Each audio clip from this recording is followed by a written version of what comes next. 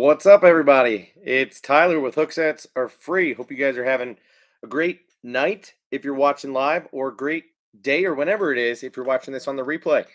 It is currently Friday night, September 29th, a little after 9 o'clock my time, 11 o'clock Eastern. So, pretty standard time for this show, but a little bit late in general. It's just kind of the late night show, if you will. So, looks like we got Brendan in the house already. What's up, Brendan? How you guys doing?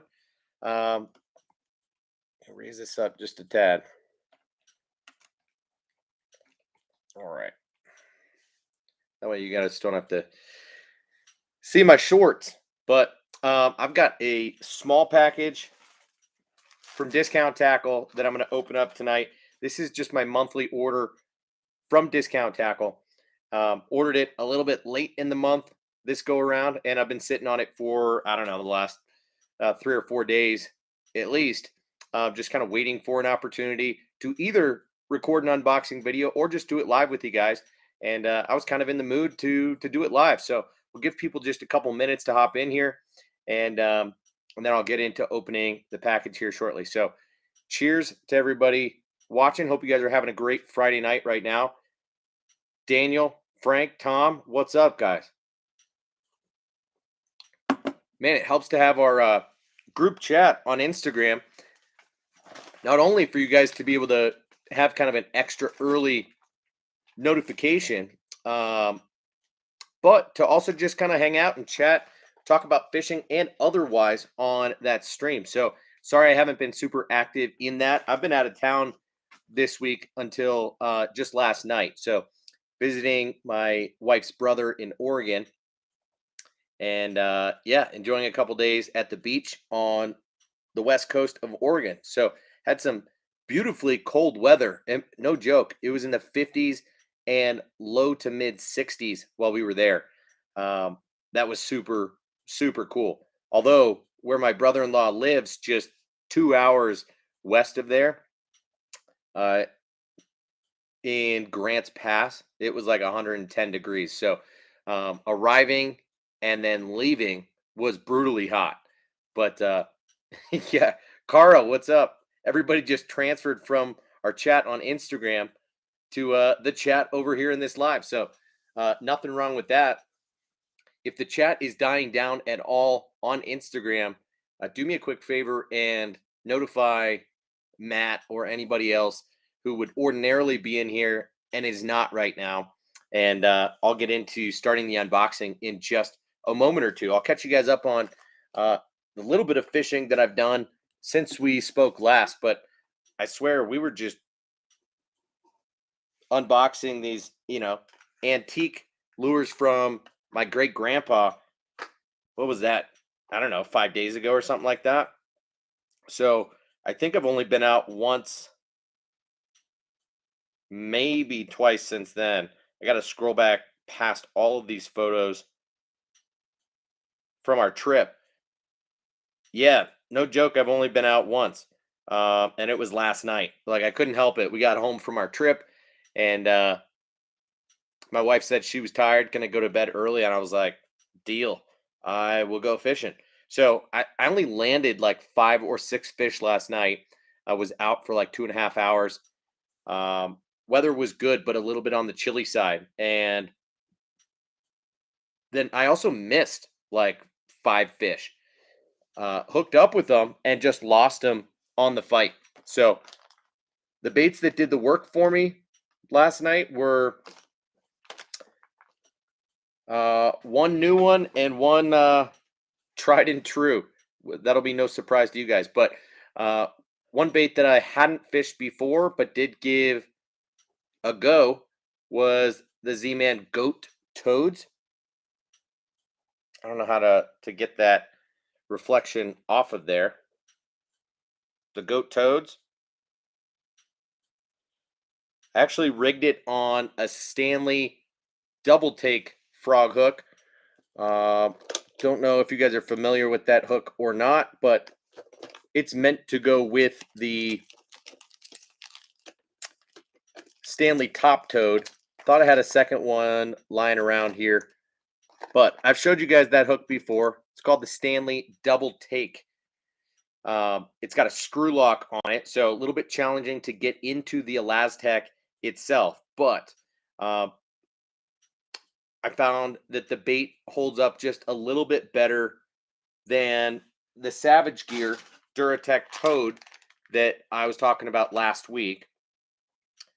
Simply just because of the design being a little bit uh, better, in my opinion. Let's see if I can find another. Okay, another fish catch with this bait. You can see it came off of the hooks here. And if I zoom in on the bait, you can see that it's wide enough of a body to where that double hook was coming through, oh, about there, right after the meat of the body. And it did start to puncture the frog and start to kind of tear that up after two hook sets, but it's totally intact to where I could rig a single hook on it, no problem now, and still use the bait without any issue. So the nose did not tear out of the bait the way that it did in using the Savage Gear Duratec toad. It could be that screw lock making the difference. I don't know, but just a little observation. I also found that you can fish the goat toads a little bit faster than you can with the Duratec toad. So for what it's worth, I like it a little bit better as a buzzing style toad. But there's a little bit of weight on the shank of that Stanley double take, and it did cause the bait to sink. So I had to fish it more like a traditional buzz bait or a traditional buzzing toad, which was not a problem. Just could not uh, kill the bait mid retrieve without it starting to sink. So for what it's worth, the goat toads is a good bait, and then of course after a swing and a miss on a wake bait and the Savage Gear rat, no, the bat rather, uh, and that newer bait to me, the Megabass Grand Siglet, just a mini crawler. They weren't wanting to hit top water very well last night. So, of course, I ditched everything and just went out for what I thought was going to be 15 minutes to catch one or two chatterbait fish. Ended up catching another 4 or 5 on a black and blue jackhammer chatterbait. What is new? That has just been too trusty for me uh, for a long time now. So when I read about you guys saying that you haven't picked up the chatterbait in a while, or that it's one of your favorite baits, but just hasn't gotten very much use from you, it's a little bit surprising because it's my fallback for everything these days, and I'm sure it's a big time confidence thing, but I have not stopped whacking them on a chatterbait. Who else is in here? Belligerence. Dude, welcome back. It's been a while since we've seen you in here. Remind me one more time what your first name is, Belligerence. We got Matt in here. What's up? Belligerence says, caught 3 bass on a chatterbait mini max today. And to me, you're the chatterbait guy, so I had to stop by. Well, right on, dude. Yeah, the chatterbait mini max is a good one, for sure. Like I like it.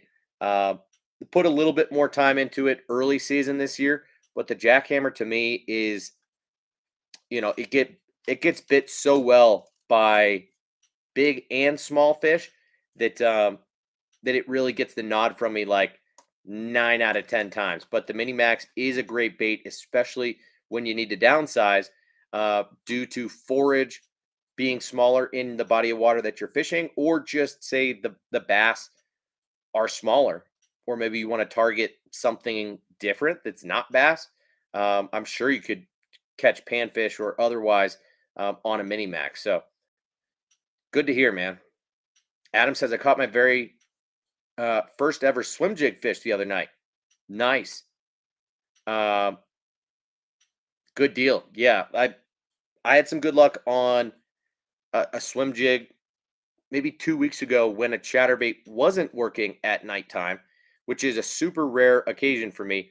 switched over to that Evergreen grass ripper and was able to catch a few fish on it when nothing else was working. So yeah, only thing that I do recommend, because I've got a little bit less experience with swim jig fishing than I do with chatterbait fishing, is that I've noticed when I impart action into the bait when using a swim jig, I get more bites for sure. There's some guys that are like absolutely crazy, just constantly shaking their rods.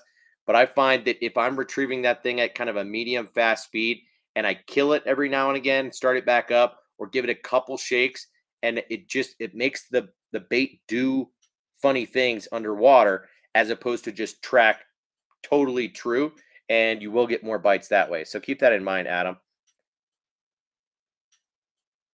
Jermaine in the house. What's up, Jermaine? Yeah, I'm glad I got internet back too. That was pretty brutal last weekend when I intended to get, on here 2 more nights after that first night. Just wasn't working. But yeah, had about a 48-hour outage, and that was pretty unfortunate.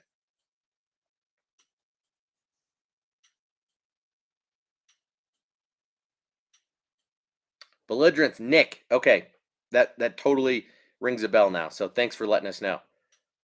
I will try my best to not forget. I'm going to open this package in just a second. We got 12 people in here. 8 thumbs up. Do me a favor, hit that thumbs up if you haven't already. You guys already know where this package is from. And remind me if you guys want a sticker from Discount Tackle, I'll send you one, because there's no way I'm going to use this stack of what's got to be 50 of them. So if you guys want a Discount Tackle to put, or a Discount Tackle sticker to put somewhere, let me know. And I appreciate you guys giving me the suggestion last week to more seriously consider making a Hooksets are free sticker. And so I'm starting to think about designs, and I'm going to consult with somebody to kind of start the brainstorming process. Hopefully we have that figured out sooner than later. So Daniel, thank you for the idea.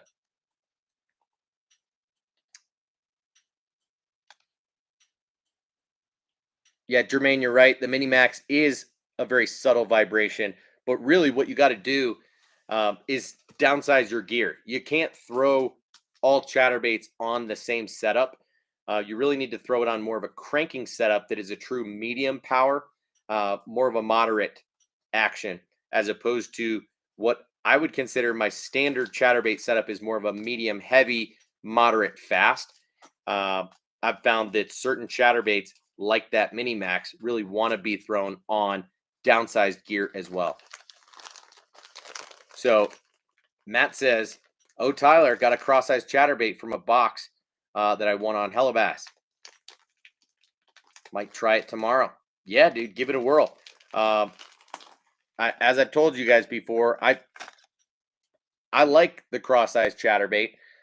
Perhaps not as much as Debo does, but I do really like it. I find that it doesn't quite have the quickness that a jackhammer does, and I fish most chatterbaits the same way. But if you want to fish a chatterbait in and around wood, this is the one to do that with, because of that weed guard, which is pretty substantial. So you do have to set the hook a little bit more, as opposed to just lean into them like you would with a crankbait. I usually don't set the hook very hard on chatterbait fish in general. So yeah, Brendan, dang it, the grass ripper is a sweet swim jig, no doubt. Adam says, just bought some Evergreen grass rippers today. Well, good choice there, sir. It is a great swim jig. Daniel says, I was trying to remember earlier who it was, but it was Tyler that showed the grass rippers. Yeah, I did show you guys some grass rippers for sure. I think at this point I've opened all of them, so I don't have any just like sitting here handy, because I only got a couple to start out with, and then used them, and found success with them like straight away. So I bought more. And is it possible that under this mess on my desk, I've got 1 or 2 sitting here in their packages? Yeah, but all the others are like in my go box. So I'm not showing them right now. All right, so let me give a quick spiel. Discount Tackle is an awesome place to shop online if you're looking to save some dough on your tackle.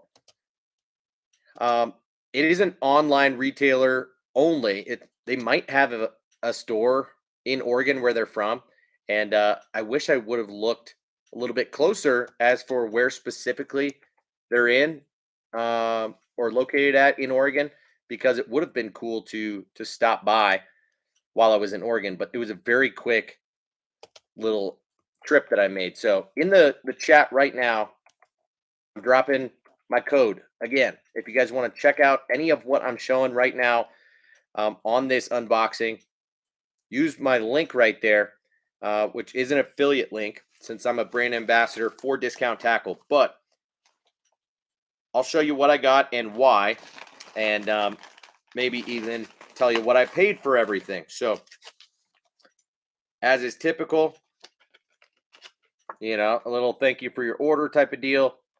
Picture of Brian Latimer, and I don't know, small little ad / request for you to write a review. There's probably a sticker in here as well, but we'll see. So this order I spent $76. So pretty typical dollar amount for me, but in this package there's only 6 items. So you do the math, they're relatively high dollar items that are in here. So I'm going to go with the soft plastics first. And the first one is not all that exciting, but you guys know that I've been using the GOAT as my primary trailer on a black and blue jackhammer for over a year now. And it took me roughly a year to go through 1 pack of standard GOATs, which is 4 baits.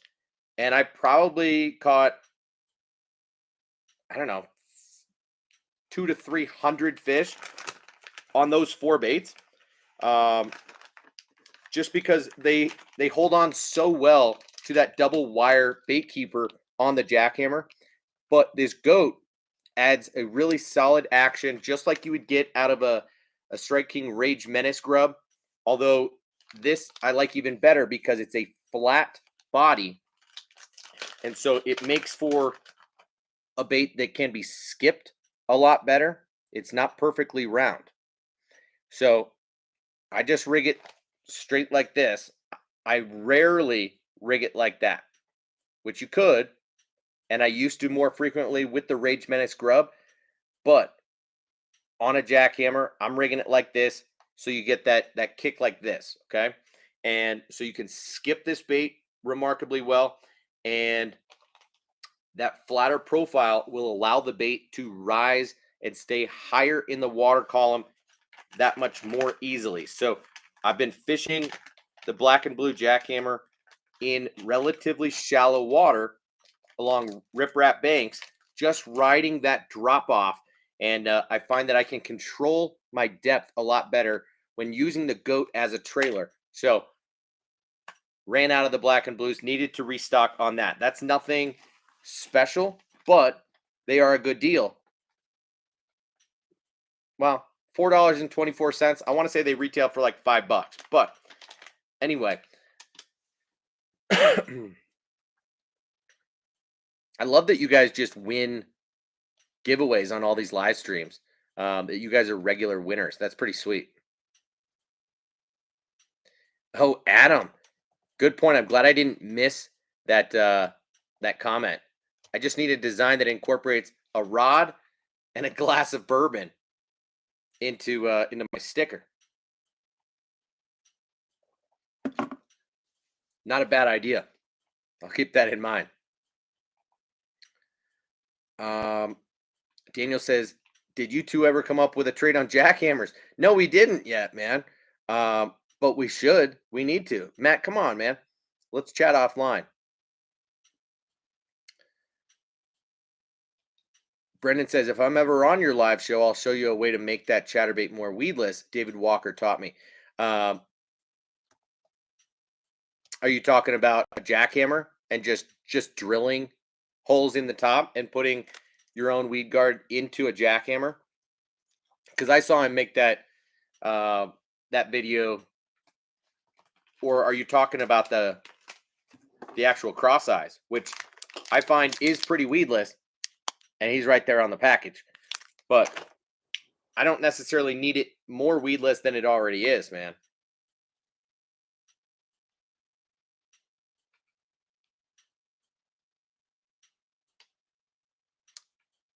Adam says, I caught 14 fish on a Z-Man Minnows.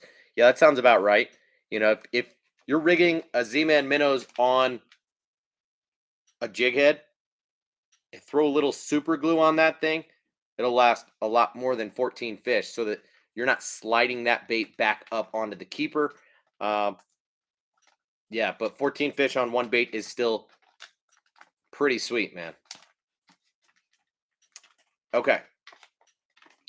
Daniel, you will like the goat. Also, I did make a video last year showing that before the goat toads was out, believe it or not, this bait can double as a very subtle topwater toad style bait. You can fish the goat weightless and it will float on top, and you can fish that thing and it will kick. So that said, I do think that the goat toads is an improved version of the goat where it really does excel for that application. It is a more dense bait, will cast better for you, and because the legs are spread, it does have a better flap and kick to it. But you do need to try the goat. Same with you, Caro. All right. Next bait in this unboxing is a new one to the market. This is the Spro Cj Smasher. So this is a Ned bait / drop shot crossover style bait designed by the Johnston brothers, and that they've been whacking smallies on really all year, but including up at Champlain just recently. So this is a even smaller bait than I thought it would be. And I wish they had a little bit of a better storage system. All of these Spro baits that are new come like, 5 to a pack and in these giant standard size packaging. And that could definitely be improved upon. Because check this out. Pull it straight out of the pack and it's already pretty bent. Now, is that going to be a problem? Especially if I rig it on a drop shot like this? No, it's not. But it wants to bend to that side every time. Okay. Now, this is a really thin bait. But it's got a unique profile. Really thins down and then has this, bulbous tail. And it's made from Duratough. So it's got some scent to it. And it is a really cute little bait. I think it'll work well on both a Ned and a drop shot. So I decided to give it a go because they had a couple of colors in stock at Discount Tackle, and I think they were cheaper than the standard retail price. Don't quote me on that, but that was a bait that was kind of halfway on my radar. I got them for $6.62. So maybe not seriously discounted. My guess is that they retail on Tackle Warehouse for like $6.99. But for 5 baits, that's pretty expensive, right? Especially compared to Z-Man products, which tend to retail in that $4 to $5 price point.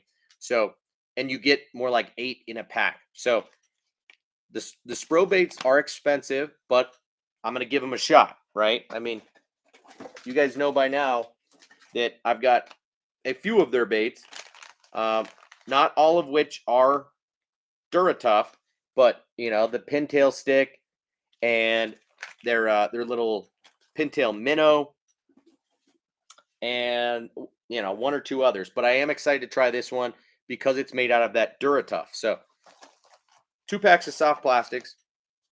I don't know why they included another blue sticker when it was the month of July and they could have been throwing these guys in there.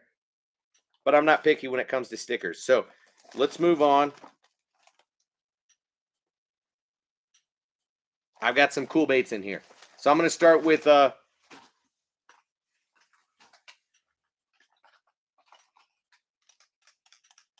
this guy right here.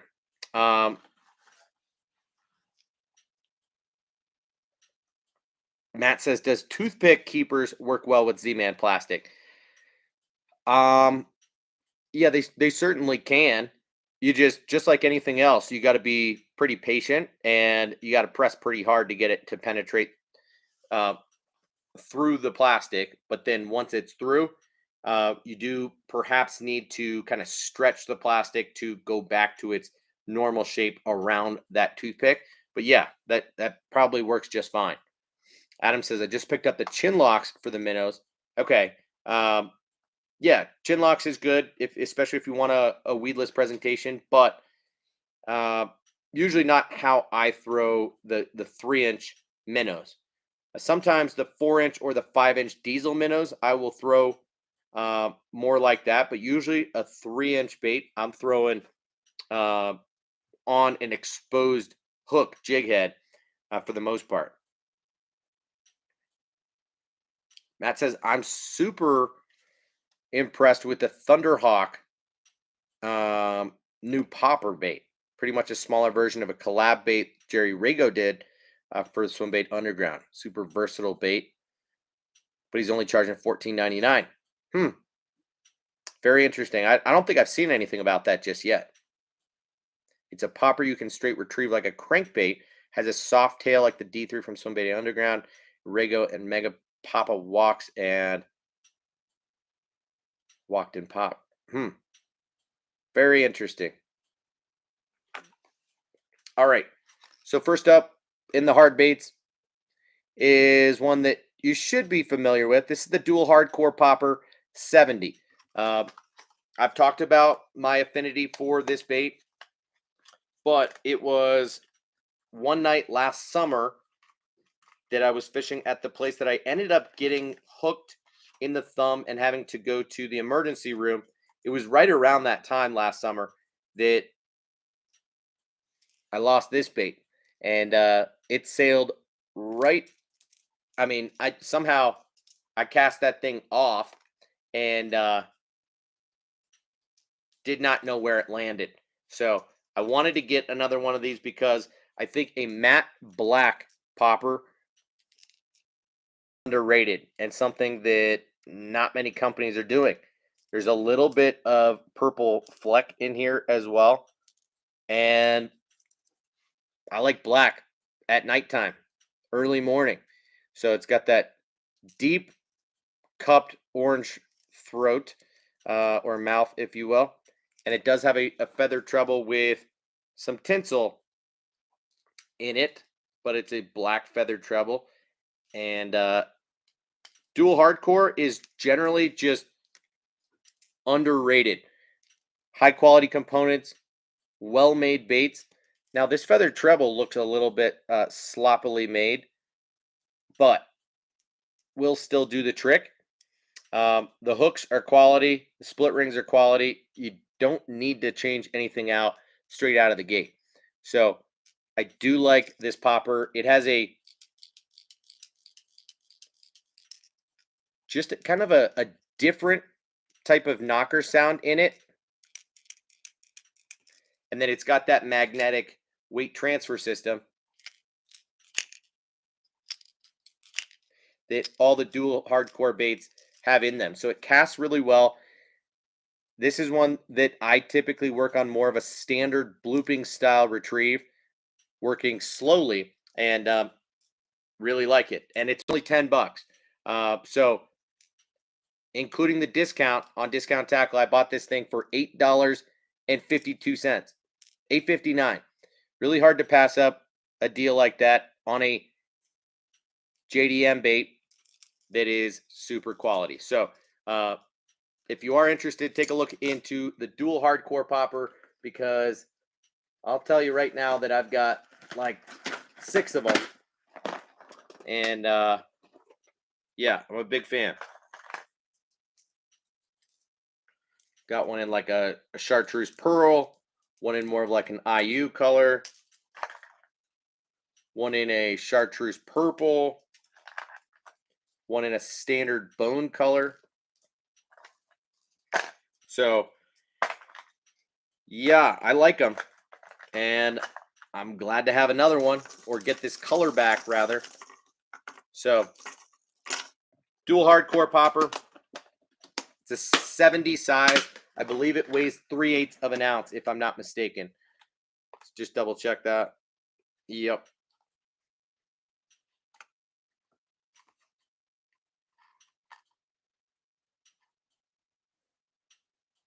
Okay.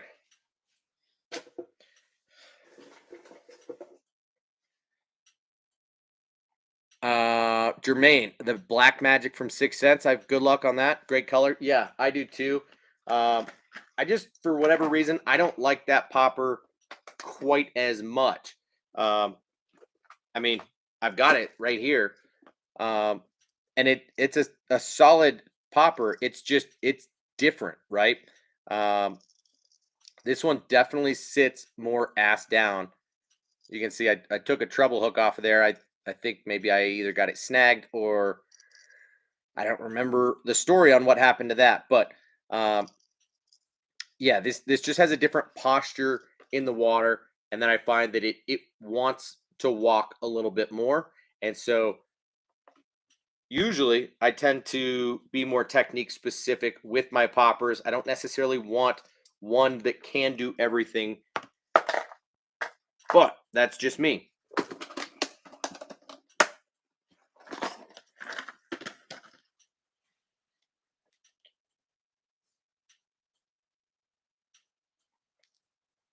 Dave Jolly picked up a few Evergreen Ob 68 poppers from the hookup this week. Absolutely. That's another bait that you should consider getting from Discount Tackle if you like it. I've got this bait in like 5 or 6 different colors as well, and also really like it. Little higher pitch sound, a little bit different with those multiple rattles in it. Very high quality bait, and not overly expensive. I want to say they retail at like 14 or 15 bucks, but you can get them about 20% off on Discount Tackle. So that OB68 is a great popper for sure. Abe in the house says, I've learned to stick to fishing and dodge the slots, Carl. Okay, I don't know what you guys are talking about. My bad. Yeah, casinos can be dangerous, especially slot machines. Man, you guys are flying in the comments. I might just have to quickly finish this unboxing, and then we can just chat. But otherwise, I'm not going to be able to like keep up with you guys and do this unboxing at the same time. It's challenging. So, G Fawn in the house. What's up, brother?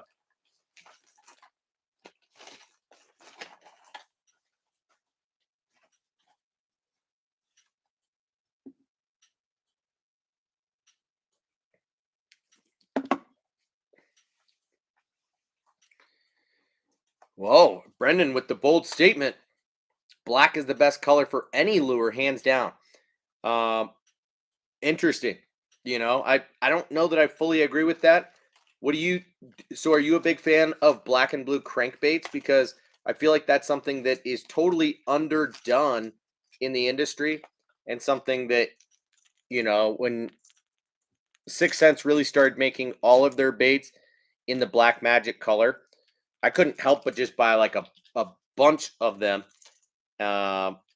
So now I've got like, I don't know, half a dozen or more than that of their hard baits made in a black and blue color. But I agree, it's an underrated color, but the best color hands down, I don't know about that, man. Nick says, how do you feel about the Thunder Cricket? I feel good about the Thunder Cricket. I like it for sure. It's a well-made bait, but couple things about it. I just wish they would have these skirts be hand tied. It just kind of bothers me, but it's not a deal breaker by any means. But the main thing with the Thunder Cricket is this self-adjusting uh, line tie, if you will. Now, I know that's not where you tie your line; it's where the blade is attached. But this, um, plus something about the shape of the blade, this guy does not thump as loudly as the jackhammer. It starts up fast. It has a consistent vibration. It's a very good bladed jig. Don't get me wrong. Um, but I find it to be a little less durable and a little less triggering to the fish. So when they're eating a chatterbait really well, the jackhammer is the deal. When they're not eating one quite as well, or when the bite dies down, then by all means, that is where I'll switch to the Thunder Cricket. Or say if it's earlier in the year and the fish aren't biting as well, a Thunder Cricket might come into play a little bit better there.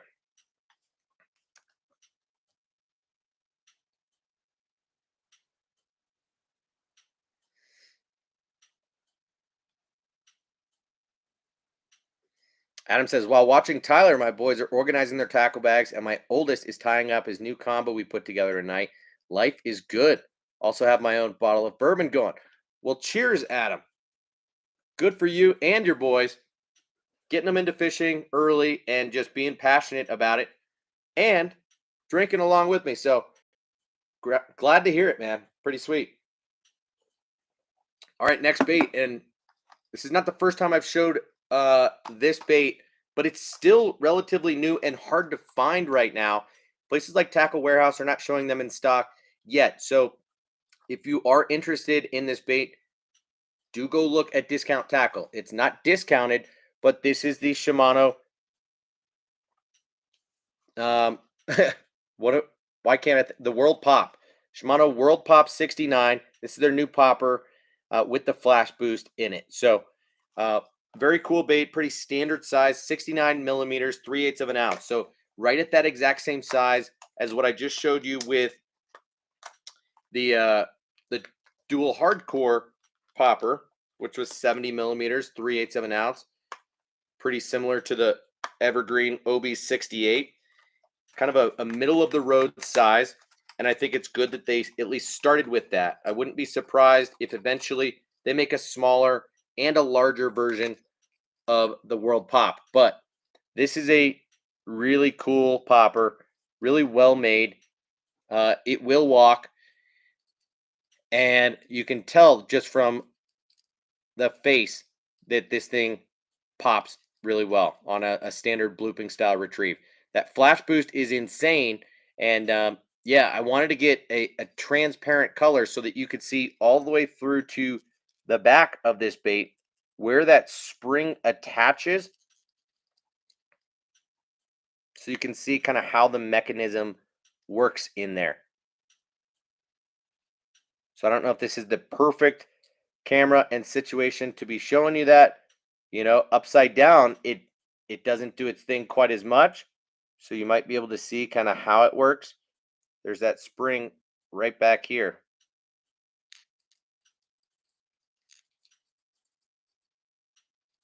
Pretty cool deal. So this is a pink color, but the pink is very subtle. And this color is called, let's see if it's on the package or not.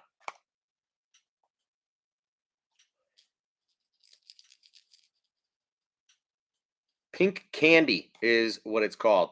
So Pink Candy was in stock, and I'm fairly certain that there were a number of other colors in stock as well when I went to pick this up. So yeah, check out the World Pop on Discount Tackle if you're interested. It is a $20 popper, so you know we're not messing around when it comes to price, but you can't find Shimano discounted anywhere. That it just is what it is. They've got minimum advertised pricing, and yeah, I'll say though, I do think it is worth the price tag, given the technology in the bait. I think it's one that you could dead stick and work very, very slowly and get bit well on it. So,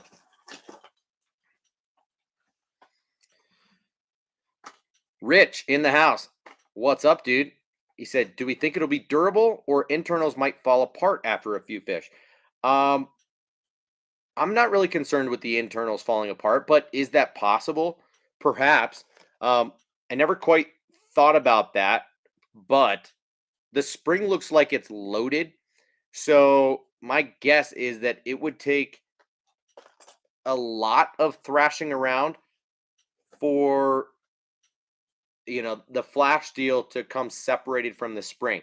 But worst comes to worst, the internals do come apart, and then you're just left with a solid popper at that. But that's a good question, Rich, that I'm not totally sure how to answer. Uh, didn't even think about that, man. Adam says 1792 is one of my go-to bourbons right now. Drinking Basil Hayden right now. Sweet. Yeah, I'm actually drinking a rye right now made by Starlight Distillery, but it's delicious. This guy was aged in VDN barrels, like orange wine barrels. They finished it in VDN barrels. So really interesting profile on this guy, but it's still super spicy at like 115 proof. But now there's two more baits in this package. And I'll start with I've not ever used either one. Don't own any, but this one came onto my radar because of the hookup tackle and some of their videos that they post every week about, what's new at the hookup, what is recently in stock, and what is new to their store as well. This is not a new bait by any means, but they've been talking about it more as of late. And this is the Megabass iJack. So this is a wake bait that has no joints and apparently is meant to be fished slowly on top of the water. It has a lot of body roll and also has a little bit of hook rash straight out of the package on it. So look at this wild shaped bill. That is different. Now, I don't think they had any totally transparent colors. So I can see inside this bait, and I thought I would be able to more easily show you guys, but you're not going to be able to see in this lighting. It looks super metallic. But for me, it's like a 50-50 type of finish. I can see through it in the light. And this has a unique system. What do they even call it?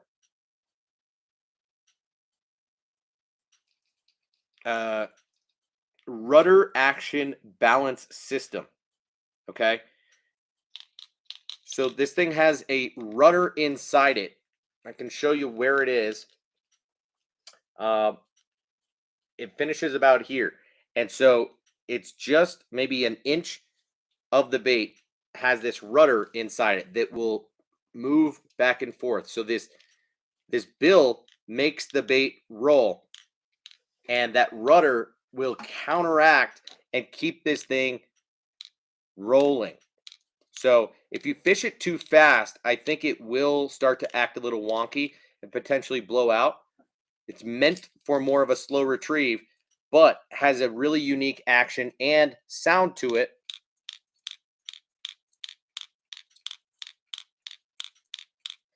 So from anywhere from a slow or super slow to like a medium speed retrieve, maybe, probably even a little slower than that, is where this thing is supposed to excel. So I don't know. I was just curious about trying this bait.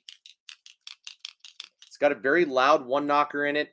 And yeah, this bait's about 4 inches long, 1 ounce. Yeah, 107 millimeters long, weighs 1 ounce.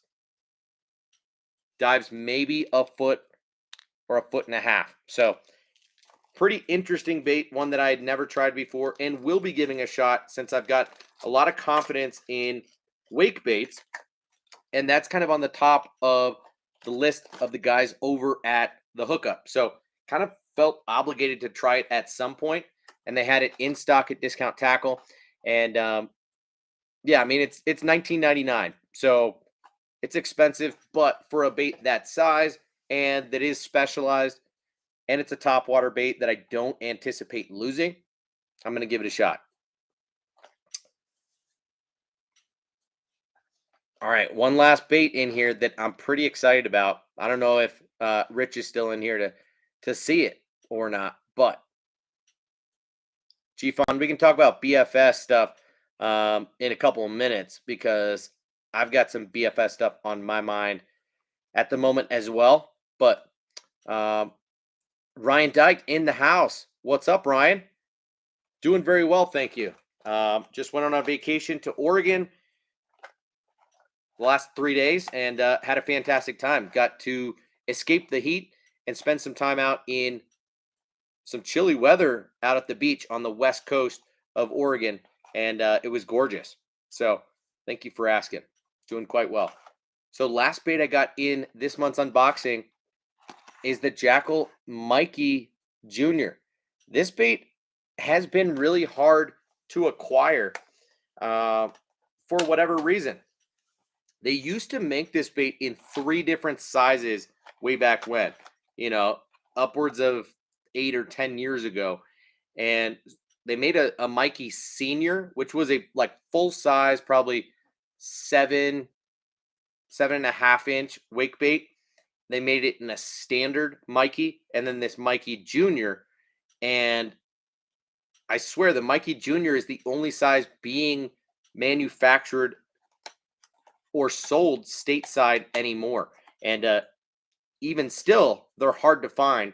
So this is a bait that I've been curious about for a while, but not able to try. And if I'm not mistaken, there are still some of these available on Discount Tackle's website, and they're on sale, $17.09. So this is a 3-piece multi-jointed wake bait from Jackal, and it has a very fluid S swimming action, and I think it's got a very subtle rattle in it. So this is not one that's going to call fish from a million miles away, but rather just look very natural as it's swimming in the shallows right up near high percentage areas. So this is the Ghost Minnow color, which is a confidence color for me. You know, you get that purple iridescent back, and I wanted to be able to see kind of how this bait is weighted and balanced. So it's got a weight or a balancer right up in this section, if you can see that.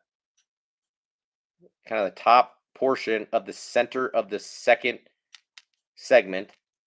And then it's got some weight right in this belly section. You can probably see it when I do that. Otherwise, these holes look like they're not filled with anything.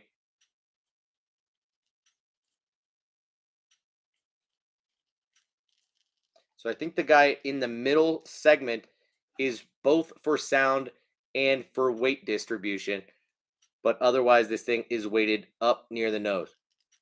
Oh, actually, the little bit of a rattle comes from inside the nose. Not sure if you can see that ball right there in front of the bill, but there is a little ball that shifts a little bit there. So anyway, Jackal Mikey Jr. is one that I'm excited to have in my arsenal and try sooner than later. It's cute. It's pretty small. So let me tell you, just spec it out real quick. This is 3.8 inches and just 5/8 of an ounce. So can totally cast this on any type of top water gear or cranking gear, whatever, because it's got those 2 trebles on it. And yeah, it's a good looking bait. I wish I could have gotten my hands on you know, some of the larger sizes to try out the Mikey, because I do have a little bit more confidence in a slightly larger wake bait. Perhaps maybe the standard size, not the Mikey Senior. But anyway, when I saw that that was in stock on Discount Tackle, I kind of immediately jumped on it. So yeah, that is my order for $76, and I'm not mad about it. A couple packs of soft plastics and 4 hard baits. So I'll keep you guys posted on the CJ Smasher and whether I think it's a worthwhile bait to have in your arsenal, because it is expensive for what it is, right? This is 5 baits in a pack, and they retail for like $7, but they are made from an elastomer style plastic, which should last a really long time. It's just a matter of how the action, say, compares to that of some similar profiles made by Z-Man. So the jury's out on that, and I'll keep you posted. But I'm a big fan of the dual hardcore popper. Just wanted another one to replace the one that I lost last summer in that matte black color, and it was on sale, $8. And then you know, a couple of new baits to me. Well, this one's not new, but this is only the second one that I own, because last time there was just the one color in stock. This time around, there were multiple colors in stock. You guys are going to have to let me know, since I'm not on the website right now, if these baits are in stock. I'm sure that the iJack is in stock right now. But as for the Mikey Jr. and the Shimano World Pop, I don't know for certain. So, yeah, me too, Rich. The CJ Smashers, that was my first impression. That it's a small bait, right? Not just a short bait, because I kind of knew it was going to be short. You know, it's a 3-inch bait, but it's a lot skinnier than I expected. So yeah, it kind of leads me to think that this is going to excel on a drop shot slightly more than on a Ned rig, but that it'll work on a Ned as well. But probably catch a lot of smaller bass as well as panfish and other things like that. So I like that it's made from elastomer, but yeah, the first thing that came to my mind was this is cute. I just don't know how worth it it's going to be for the price tag, and I wish that they had a better way of packaging and storing these baits. Wish they would take, you know, a note or a page out of Savage Gear's book, for example. Let me find a Savage Gear bait.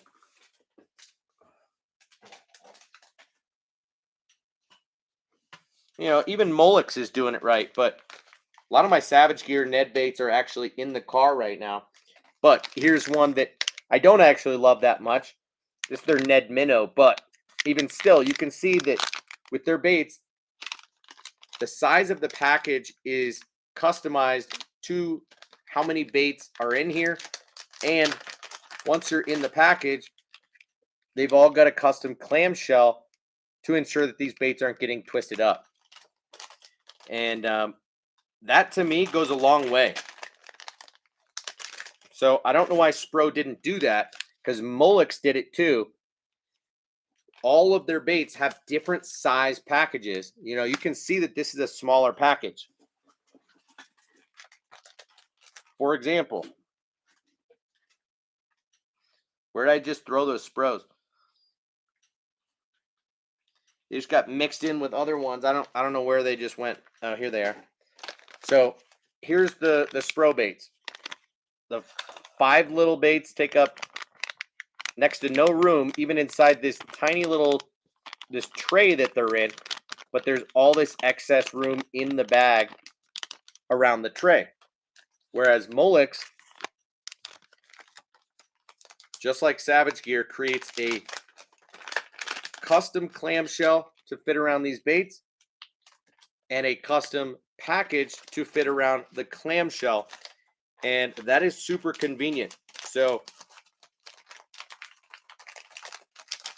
you know, that, believe it or not, that was one of like the things that I loved most about the Molex Flex Stick, I believe it's called, is their Ned bait, is that it comes in a pack that is like this big because it's just the baits. And I love that I can fit those in my pocket super easily. But yeah, whatever. That's just nitpicking, right? It's possible that the Spro Baits will wow me. I don't know.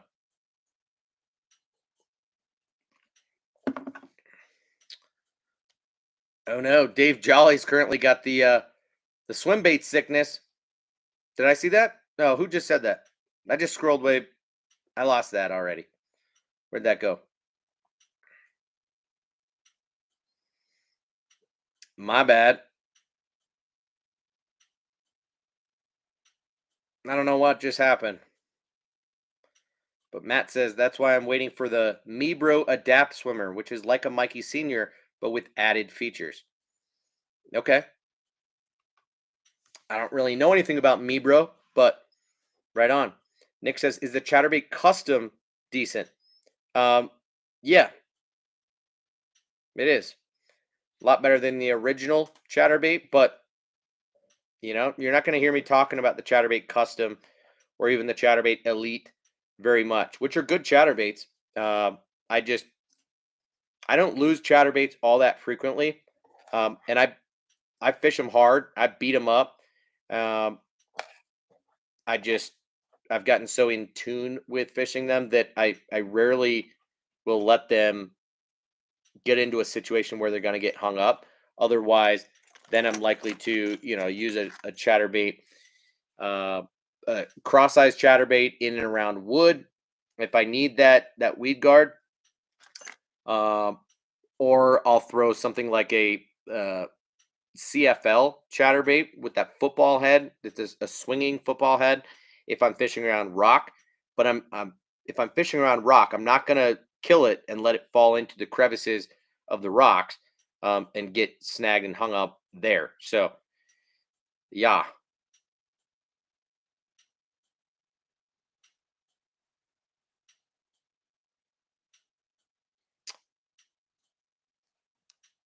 Daniel says 8 of the 10 colors are in stock at Discount Tackle in the World Pop. So guys, if you have any interest in trying out the popper with the flash boost technology from Shimano, Discount Tackle sooner than later is the place to do that. And using my code is not a bad thing.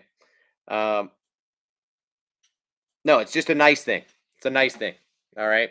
So be like Daniel and grab that. It's not a code. Sorry, it's a link. I just posted the link again in the chat.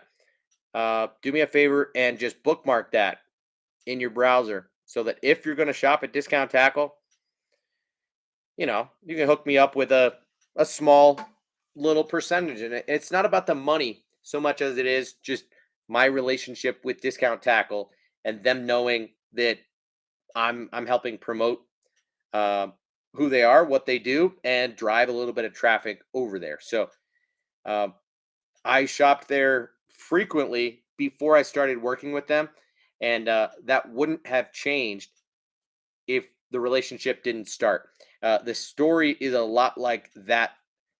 If you heard the story of Kevin from KGB Swim Baits and how the collaboration between him and Spro came about to make the KGB Chad Shad produced at mass in plastic by Spro, it was a lot like that, right? Like I had already shopped at Discount Tackle at dozens of times at that point and had one little customer service issue, one or two things that were forgotten in my package. And I knew that was like, really not typical of them. So I felt like reaching out, not to complain, but just to let them know and to ask if that was a genuine mistake, if they could send me the things that were missing. And just got to talking with one of their reps there who was actually in marketing more than customer service. And he proposed the idea of the brand ambassador program. It was something that was brand new. They had never done that there. It was just through having a broader conversation that wasn't just about my order. It was once he actually looked me up that he reached out and asked if I would be interested in talking about or helping him brainstorm how to do something like that. And that's how it fired up. So, yeah. Rich says, good to know. Clicking links makes a huge difference. I will check them out. Yeah. Well, thank you very much, Rich. Yeah, I know it seems self-explanatory, and I don't expect everybody to shop at Discount Tackle all the time. I'm not claiming that like they have the best selection, or that they absolutely have the best deals anywhere. Uh, but don't get me wrong, they have sales going on all the time. You can find discounted stuff all the time on some of the best brands out there. So it's worth knowing about and looking into, depending on the baits that you're shopping for. Like routinely, I buy all of my evergreen baits at Discount Tackle because you can save 20%. Uh, so whether you're buying jackhammers or you're buying top waters, if you want a shower blows or you want a JT top water walking bait, you want the OB68 popper, doesn't really matter. Even a grass ripper swim jig, you can buy those cheaper there. Same with Strike King and Berkeley, Z-Man, bunch of other companies. They routinely discount their products. So always worth looking into if you've got certain baits that are on your radar. Just browse around on Discount Tackle. Use my link, and doesn't affect you, but it does affect me and my relationship with Discount Tackle quite a bit. Dude, Rich, I had that thought before I got on here. It's like I've got the bone color in all 4 sizes of the Evergreen SB, and I thought about making a meme post on Instagram or something, just being like, oh, nothing better than a little blowy in the shower. Am I right? Uh, you know, it, just post a picture of all 4 sizes of the shower blows, but that's pretty dirty. And yeah, not about to post that on Instagram. I'm not a meme page by any means, but I had I had the same thing come to mind, man.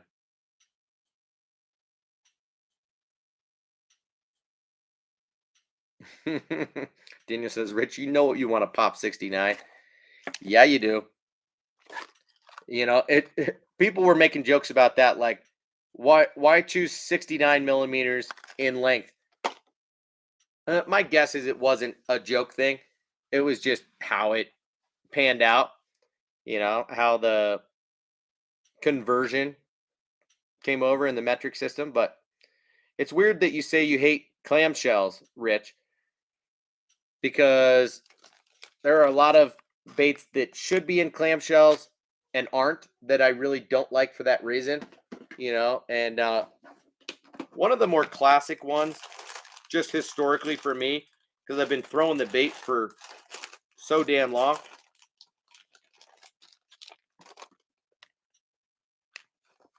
is the Super Fluke, right? I always feel the need to like go into the bag and rearrange these and have them all right, because it feels like it's hit or miss whether you find a pack that has straight tails or not. And like it's super frequent to find them all twisted up. But once companies started making it more of a regular thing to have clamshells, and they don't take up that much more space, then why not be a fan? I know it's a little bit of a hassle to have to open up the clamshell and take the bait out, but it's an extra 5 seconds, and you're never boiling baits or throwing baits away. I'm a fan of clamshells.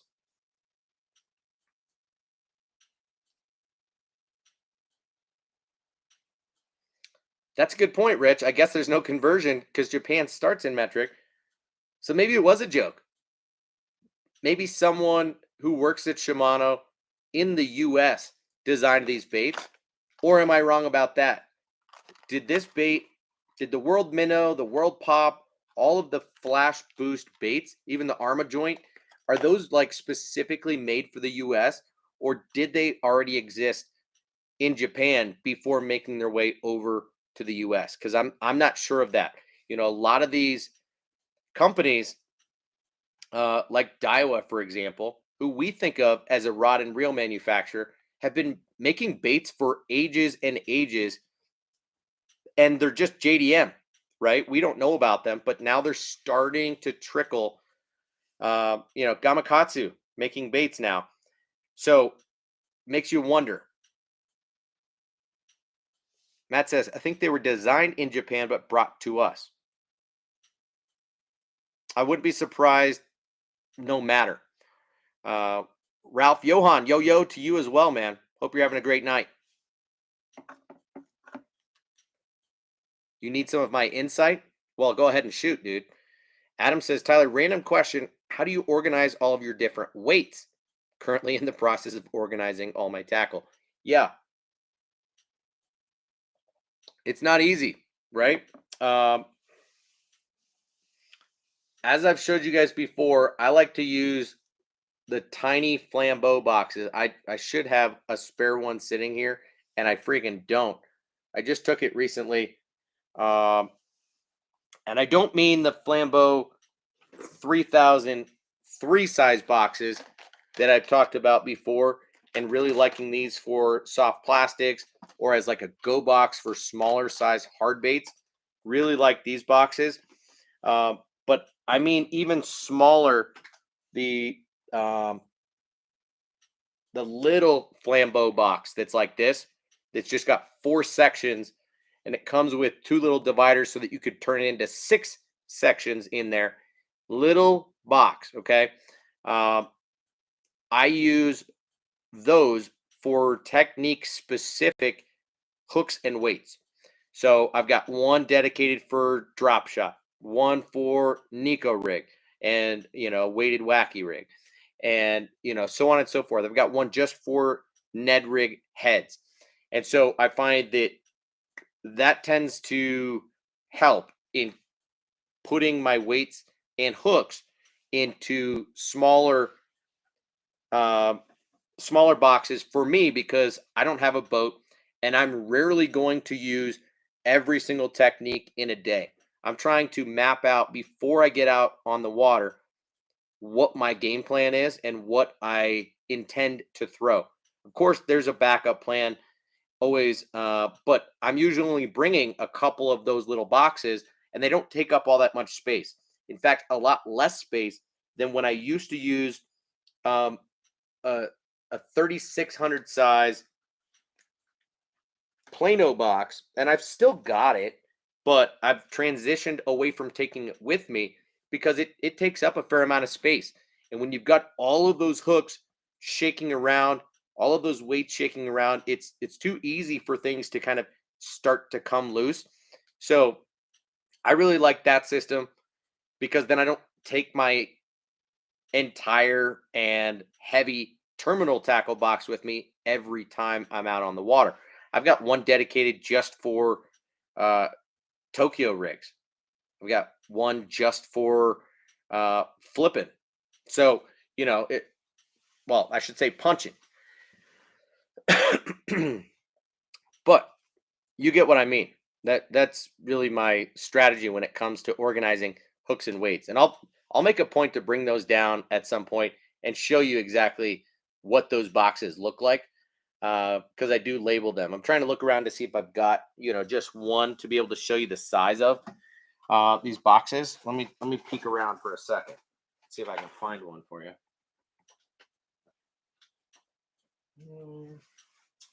Surprisingly, I don't know that I've even got one sitting around here.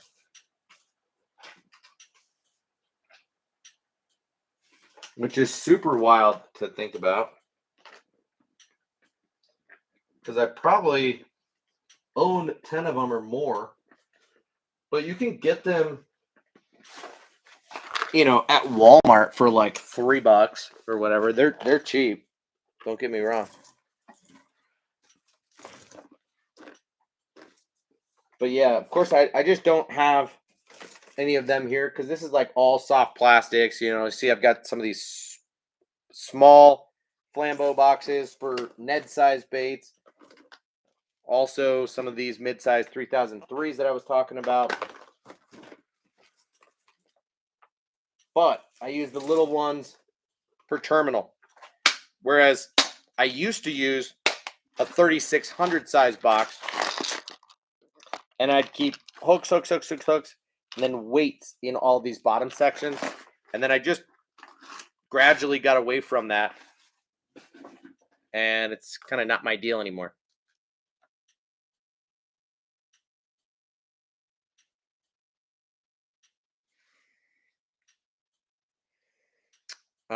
Ralph says, I grabbed a Cast King Zephyr and a Major Craft Benkei BFS rod. Gonna put some Sunline Supernatural 6-pound test.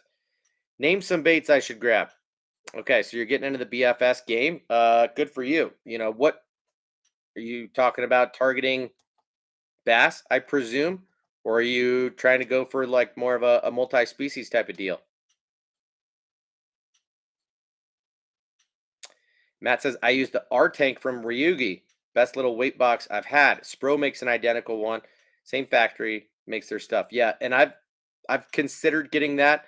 I would just probably get the large size of the Spro box, but it's hard to tell how big those compartments are because I don't think they're big enough to fit hooks unless it's just drop shot hooks in them.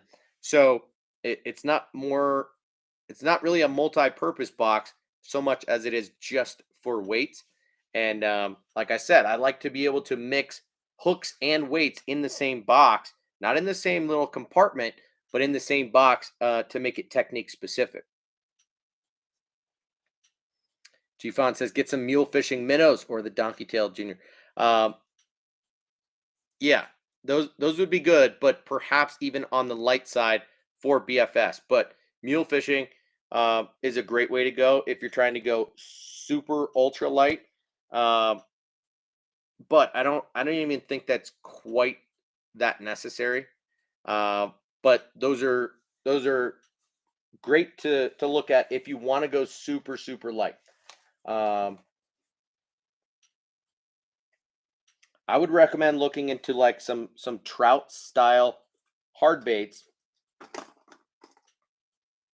So take a look at the Dynamic Lures HD Trout. It also depends on what your budget is, okay? Because I don't want to totally steer you to really expensive stuff. But I just recently tried the Megabass Humpback. What do they call it? The Matt would know what it's called. But let's help out Ralph for a second and recommend a couple of BFS style baits. I mean, that is ultra light if we're talking about mule, because really their baits are so small that you need to throw on a micro size jig head with like a size 6 hook and anywhere in the ballpark of like a 1/32 of an ounce. So with the plastic on, we're talking like 2 grams. That might not be heavy enough. And usually you got to throw those under a float. So that might be a little bit on the extreme side when it comes to, um, fishing ultralight or fishing BFS. So I will say,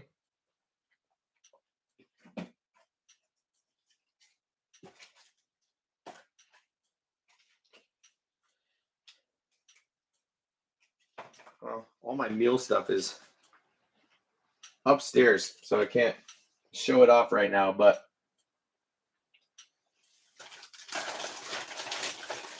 maybe I've got some sitting here.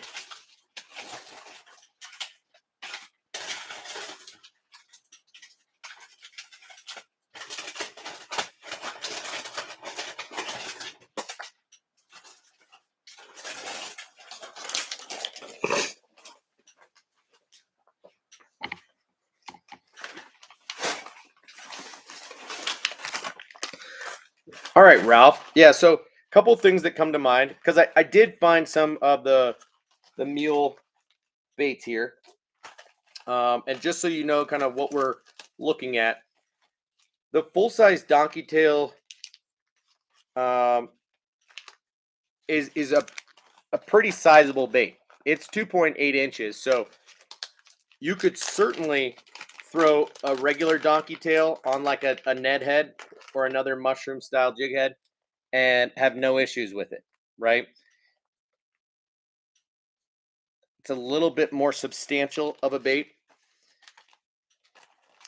And it would be right in the same class as, say, a 3-inch Z-Man minnows. And you can get the donkey tails and all of the baits from Mule on Discount Tackle's website. So keep that in mind. But the 3-inch minnows from Z-Man is a great one. A little bit thicker of a body.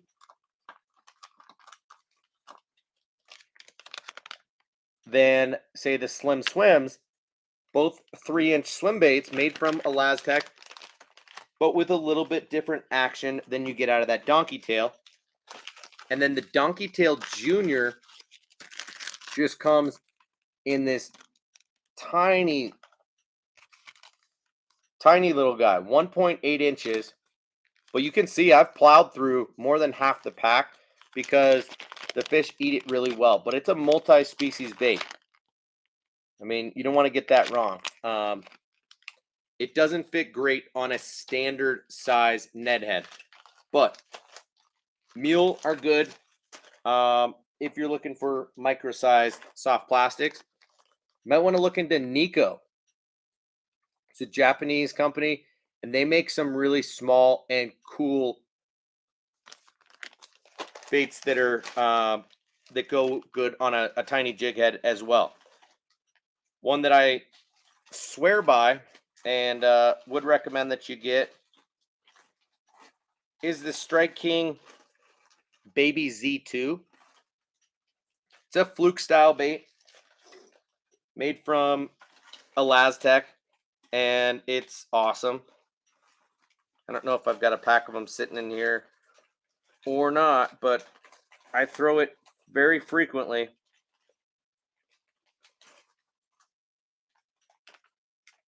Some of the Molex baits, Freaky Flex is a really cool one.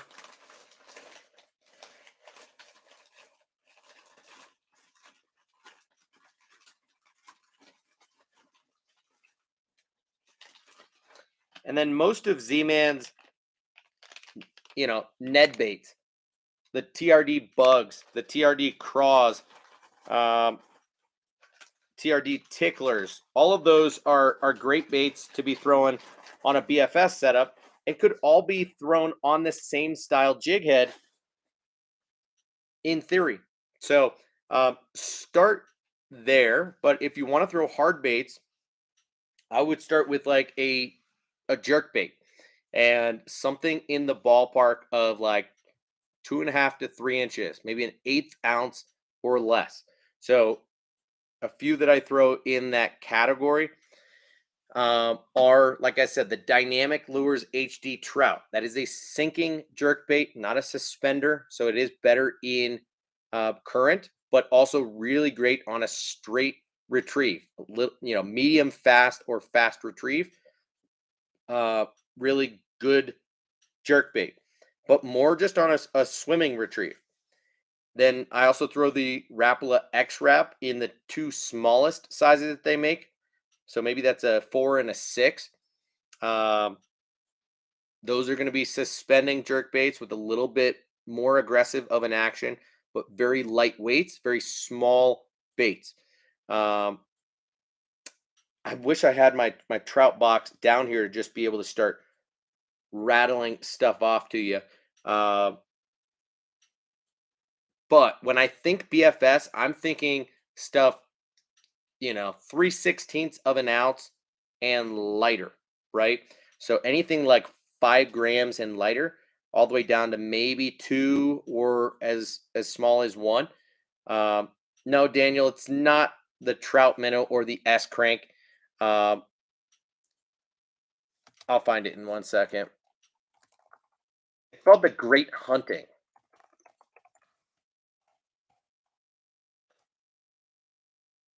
So the Megabass Great Hunting, it's a flat-sided jerk bait.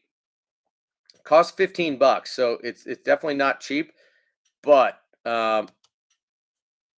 really cool bait that I've now caught some fish on, and if it was either the 50 or the 48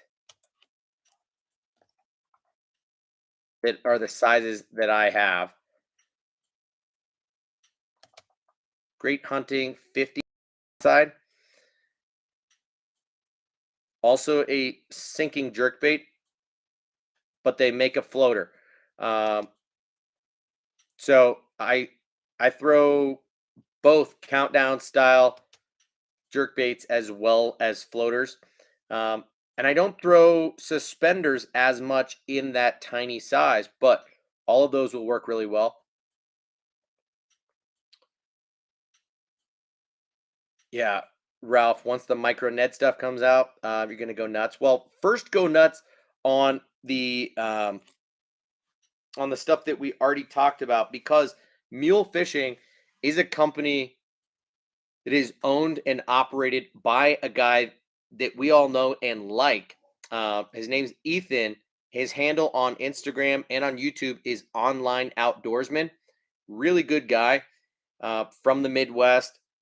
He knows the Ned rig and multi-species game very well. And he went out of his way to create a line of soft plastics made from elastomer, starting with the Donkey Tail Jr. and the Donkey Tail with swim baits, and then branched off a little bit. Has now made maybe 2 other profiles. Their Horsefly is a really great bait. I think I've only got 1 or 2 packs of them. None are sitting right here in front of me, but I've had tremendous success on those as well. So do look into Mule Fishing. You can either buy directly through him, or you can buy his stuff on Discount Tackle's website. Um, no, honestly, theoretically, the best way would be to click that link that I just pasted again and go check there. Let me do so on your behalf while you're doing it. Um, Double check that their stuff is in stock right now. Fly is the first thing that pops up. You get 10 in a pack for $5. It's a hell of a deal. Um, Although he's only got 2 colors in stock right now, red and white. That's not ideal. That brown color is sweet. The Donkey Tail Jr., he's only got in stock in black. So yeah, hit him up individually. Online Outdoorsman, or I could give you his email if you want to hit me up after this. Um, and you could just hit him up directly. But even if you hit him up on Instagram or through his website, um, you could tell him that I sent you his way. It doesn't help me, hurt me. I mean, I'm sure he would be happy to hear it, because he and I are friends and fellow brand ambassadors at Discount Tackle. So by all means, yeah, do place an order. You might want to also consider getting some jig heads from him if you can. He did just release that he's going to be putting out tungsten jig heads as well. But yeah, Matt makes a great point. Euro Tackle is another company that you're going to want to jot down, as well as the website Bait Finesse Empire if you don't already know about them. But Euro Tackle is a great company to know about in terms of the baits that they make that are for BFS, for multi-species, and for ice fishing. Euro Tackle is a good place to start if you don't. But yeah, you say you already know about them. Fair enough. Yeah, G Fawn, Adam, Matt, everybody's saying, yeah, Euro tackle. Deal. Let's see here. Chiefon says, Hazadong shad. Yeah, I mean, honestly, the Hazadong shad and the Spark shad in a 3-inch would be a great option. You know, as would the 3-inch Kitech. What do they call it? Easy Shiner. I don't have them in a 3-inch size, but the Easy Shiner is an awesome bait. But you know, that's a lot of soft plastic. So if we're talking about hard baits that are in that tiny category, you know, a couple of really cheap ones that I like are that Strike King Bitsy Minnow. It's a micro-sized square bill crankbait. The Rebel Cricket Hopper, or Crick Hopper, maybe they call. Those two have just been wicked for me for like 5+ years now. Work really well on multi-species fishing, especially if you're in creeks or things like that, or you're at that time of the year where panfish are hitting on top. But those are floating baits that will dive down a couple of feet, but they're micro size guys, might be worth trying out on ultralight / BFS style gear. But otherwise, I throw a lot of jerk baits. You know, I don't know if this would count as something you'd throw on BFS, but it is something that I would pretty much relegate to specifically spinning rod territory. So I guess it would be BFS, and that's, you know, top water like the Evergreen Shower Blows Shorty, the 777. I also do throw some downsized poppers, specifically the Rebel Pop R in their downsized version, as well as the Rapala X Wrap Pop. Is that what they call it? Doesn't sound right, but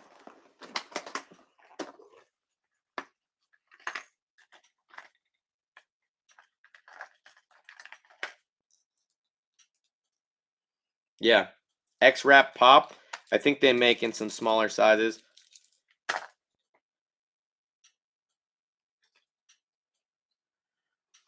Perhaps something like the Megabass Pop X. A little bit big for BFS, but not really, because in my mind it's spinning rod territory. But yeah, you can't go wrong with a standard, you know, Rebel Pop R. Standard size, you know, it's 1/4 ounce, I believe.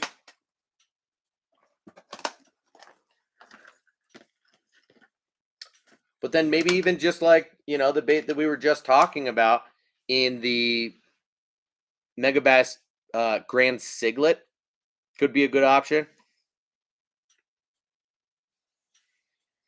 Yeah, you're right, Rich. Rebel does make some really tiny poppers, and like I said, I wish I had my trout box with me to show you guys just how small some of these poppers are. They make an 1/8 ounce popper, uh, as does Rapala, and I throw those pretty frequently when fishing for trout or for panfish that are hitting on top. But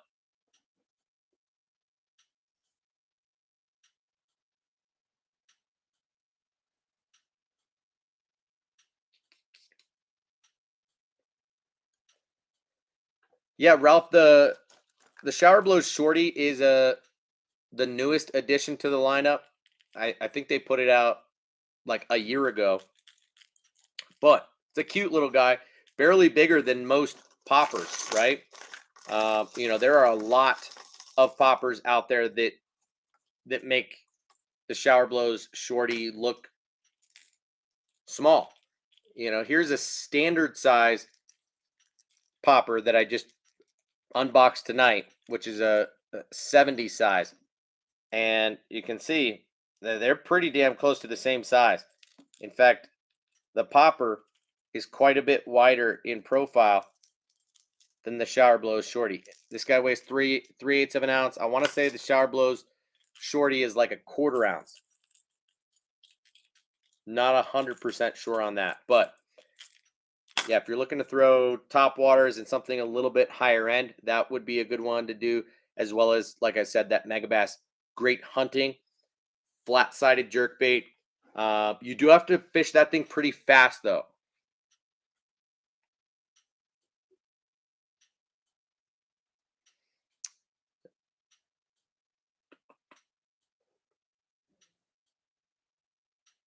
Yeah, and I think Rich is right. You can grab most of the Rebel and Rapala stuff from Walmart, um, and they're pretty readily available and well priced.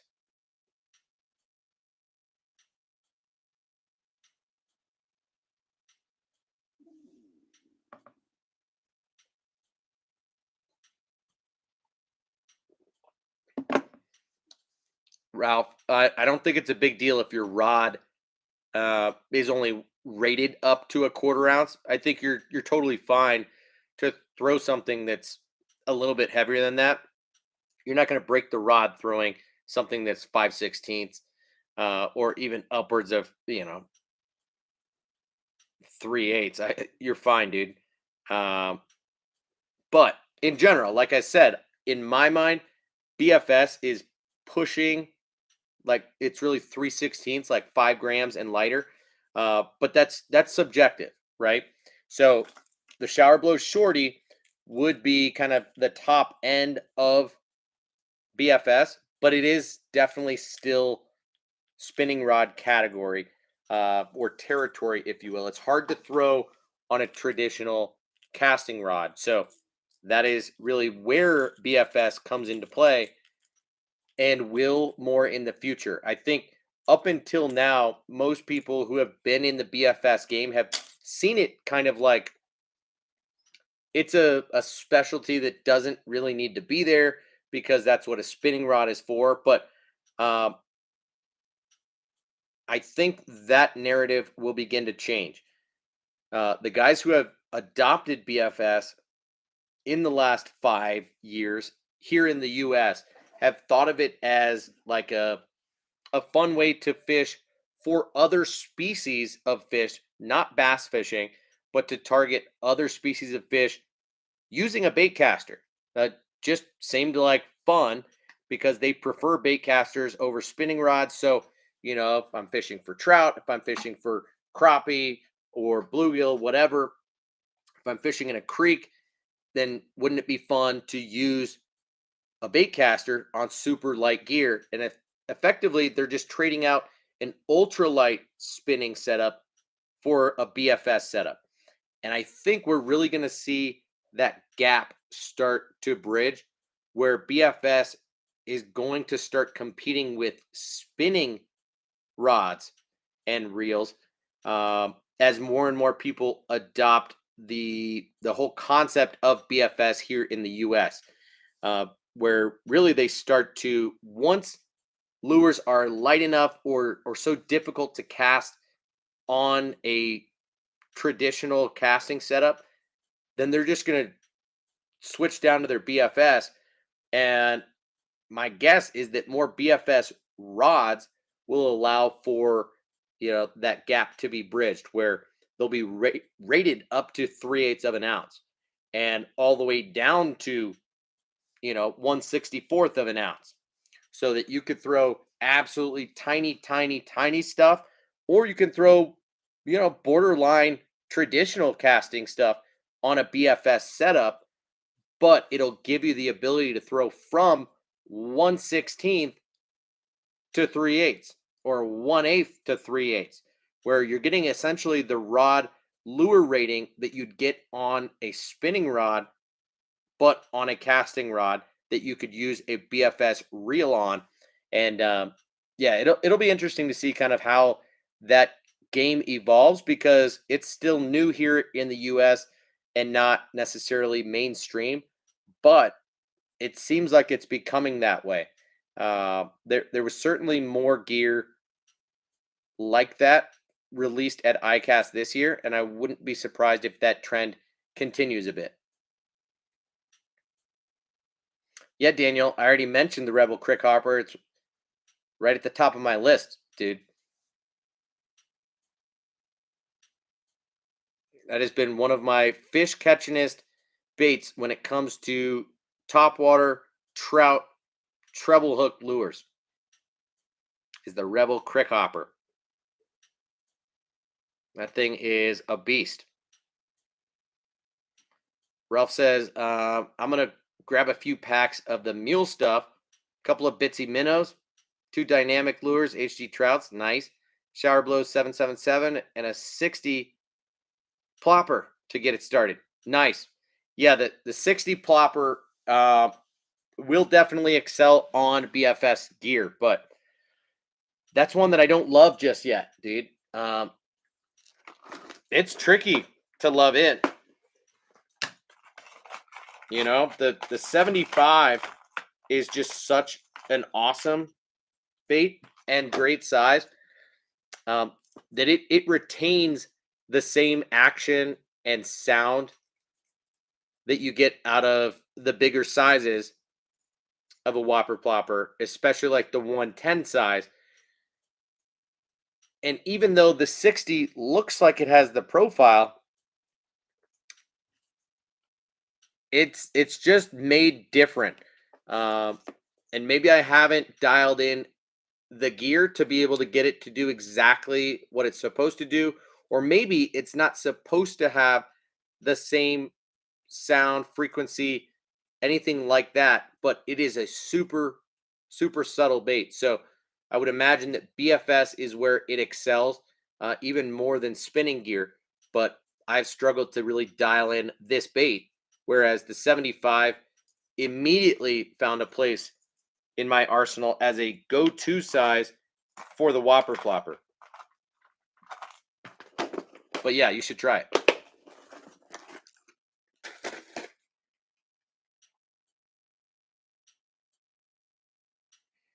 What did Rich just say? BFS is totally lost on me.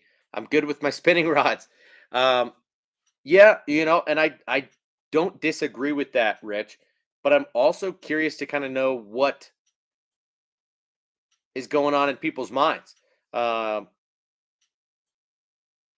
you know, it seems a little bit gimmicky, right? To put a clicking drag on a bait caster seems like, oh, is that really necessary? But maybe, um, to be able to cast light lures on a bait caster, is that really necessary?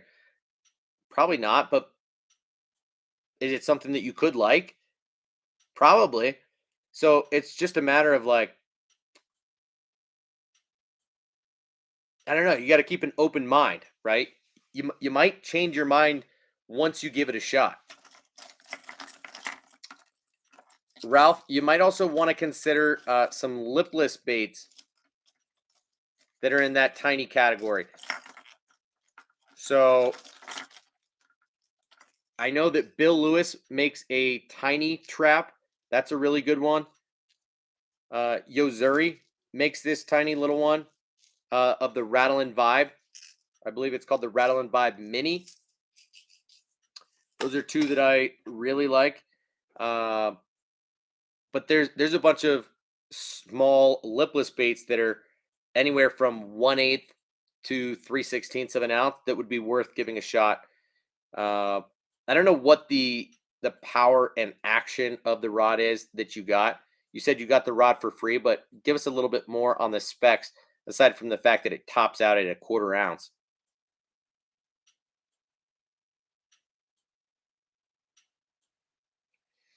Matt says, and you can't not love the drag noise on a spinning reel. Yeah, see, that's the thing, is like, I'm fairly certain that the sound of drag peeling off of a bait caster sounds so much more artificial than it does on a spinning reel. But what if they get that dialed in and you actually get that same experience with a casting reel where you know exactly when the fish is pulling harder, and your drag starts pulling. You know when to loosen up the drag. You're not going to lose probably as many fish as you do on a bait caster, just because of that audible noise that you get with the clicking drag. Um, I'm with you there, but I don't think it's dialed in yet, right? You say the lightest lure that I can throw on my regular bait caster or my Revo is about 5 grams. Anything less than that is hard, or you don't get much distance. Yeah, I pretty much get the same deal on my Daiwa Tatula SV. I can go, yeah, about 3/16. I'm right on this same page as you, Matt.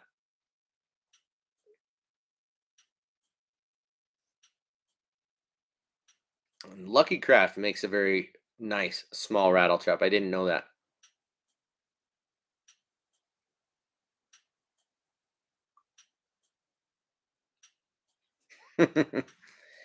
It sounds like Rich is not very open minded when it comes to BFS, but might also change his mind down the road. You know, the Shimano Metanium is now coming in a shallow spool starting this year in 2022. So I know that in Japan, they're all pretty diehard about BFS, and there's got to be a reason for it, right? I mean, they're one step ahead of us here. Um, and I don't understand it yet. I don't really know. Uh, sure, it seems to us that spinning rods are the best tool for finesse when it comes to casting distance and being able to make more accurate casts and things like that. I seems like it, but don't know. Oh, Tom, yeah, the Zara Hedden, uh, the pooch, dude. I think it's called the baby. No, the pup. Czar's pooch. Doesn't sound right. Um, but yeah, I also have that too. The puppy.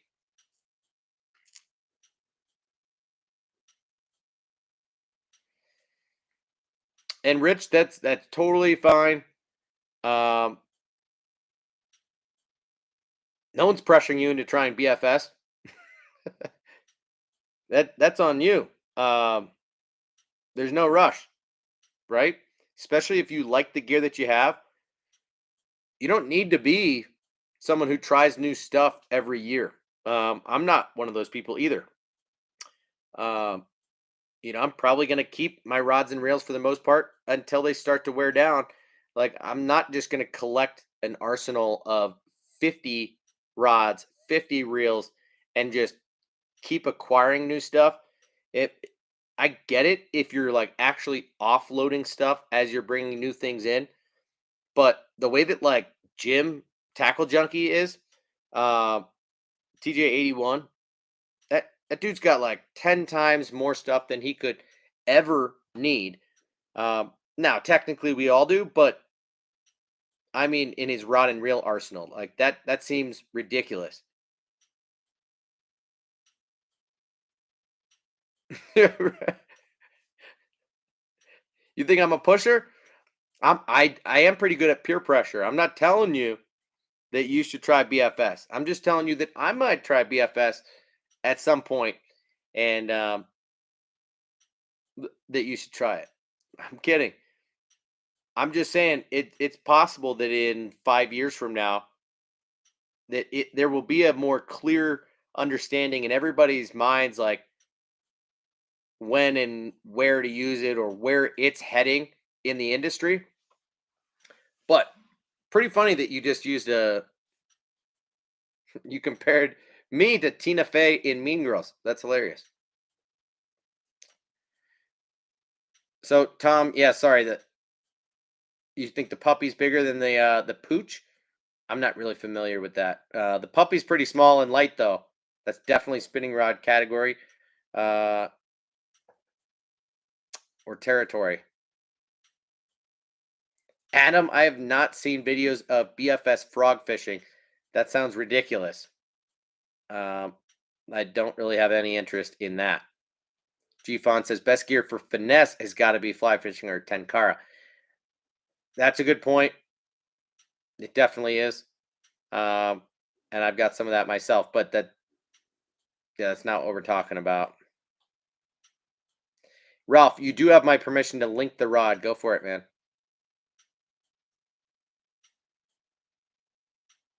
Spotlight Inspect says BFS is just plain fun. Well, right on, man. Daniel says BFS is for people who can't feather a spinning reel. Maybe.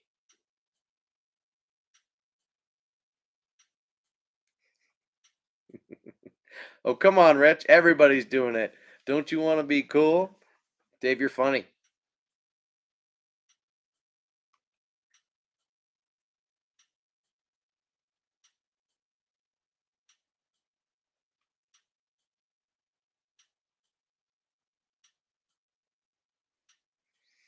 Damn, Rich.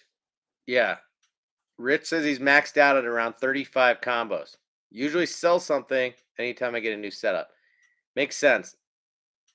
35 is a lot though, dude. I mean, is that really necessary? If you had to break it down to how many rods and reels you think you actually need. Now, let's say you've got a boat and you've got the room to store as many as, you know, 35 or 40, right? Are you going to have 35 or 40? Or do you think you could legitimately get by on 15 setups? Is there a reason that you've got 35? Because I've got about 12, and I find that I'm still using some of them for, double duty. I don't even feel like I need a full 15 setups.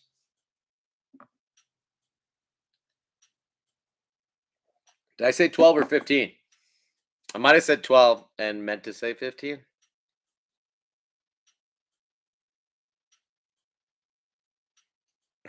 G Font says frog fishing on BFS sounds like the next Guggen video. And that's hysterical.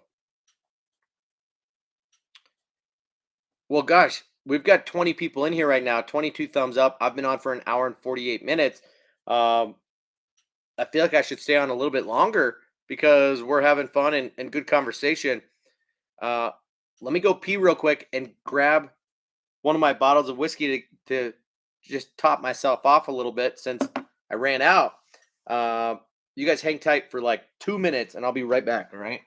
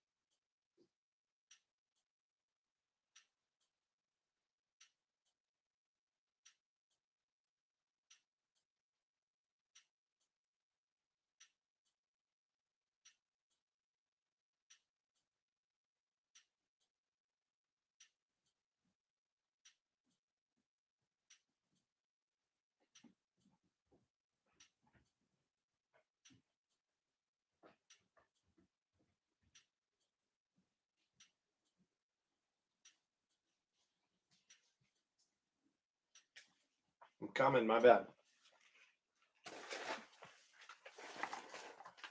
Not only do I bring whiskey, but I bring some goodies. So these are the boxes that I'm talking about from Flambeau. Got this one labeled Ned Rig hooks, but of course there's a couple more things in here. You know, you'll see a bunch of Ned Rig hooks come out of there, but right in there is the Rebel Crick Hopper that we talked about. Slayer. Here's the Megabass Great Hunting, which is a great little bait that I was referring to. Little flat-sided jerk bait.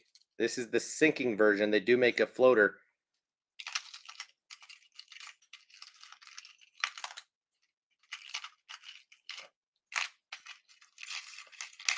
I'd also recommend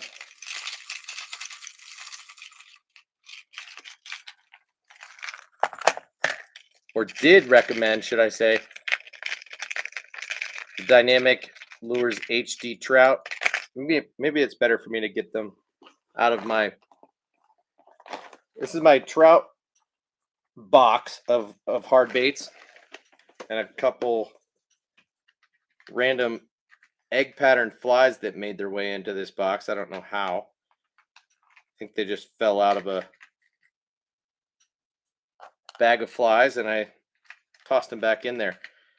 But yeah, Rebel makes a bunch of little baits. The Crick Hopper, the you know, the wee craw in the baby size, or even like the bumblebee. All of those are good baits, but when we were talking about poppers, this was that X-Wrap pop that I was talking about in its smallest size. They actually call it the Ultralight Pop, UL Pop 04. Great little bait there. In fact, this exact bait caught me a trout just last month while up in the mountains for a bachelor party. But Rebel makes their 1/8 ounce size Pop R. Those are pretty much the main two poppers that I throw. You could consider throwing the smallest size Dark Sleeper on your BFS setup. And then, like, here's the smaller size of, or perhaps the smallest size of the Rapala X-Wrap. Let's see if it's labeled on the bait even what size this is. It's not, so I don't know what that is, but it's probably a 1/16 ounce, right in the same ballpark as this Yozuri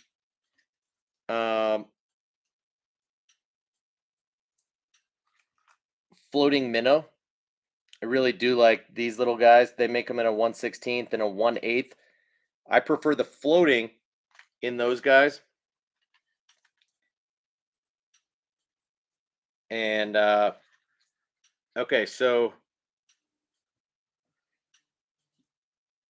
tiny rattle traps. This is a Yozuri rattle and vibe in the smallest size. This is even smaller than the one that I already showed you. This guy's 3/16. This guy is 1/8. So that's the one you'd want to go with. This is the Bill Lewis tiny trap. Similar size, different profile, different action. Rapala makes their rip and wrap in a tiny size. That's a size 5. And then even Cotton Cordell makes a mini 3/16 ounce size. So those are the 4 tiny rattle traps that I use. And then here's that bitsy minnow that I was talking about. little baby-sized square bill crankbait. Definitely worth having. I've got about 6 different colors of that. And then you can never go wrong with just a standard Rapala ultralight minnow in some of their smallest sizes. I throw those all the way up to, more of a true minnow size, which, this is probably like a 6 or 7. This is the one size smaller. And then that one I just showed you is even smaller than this guy.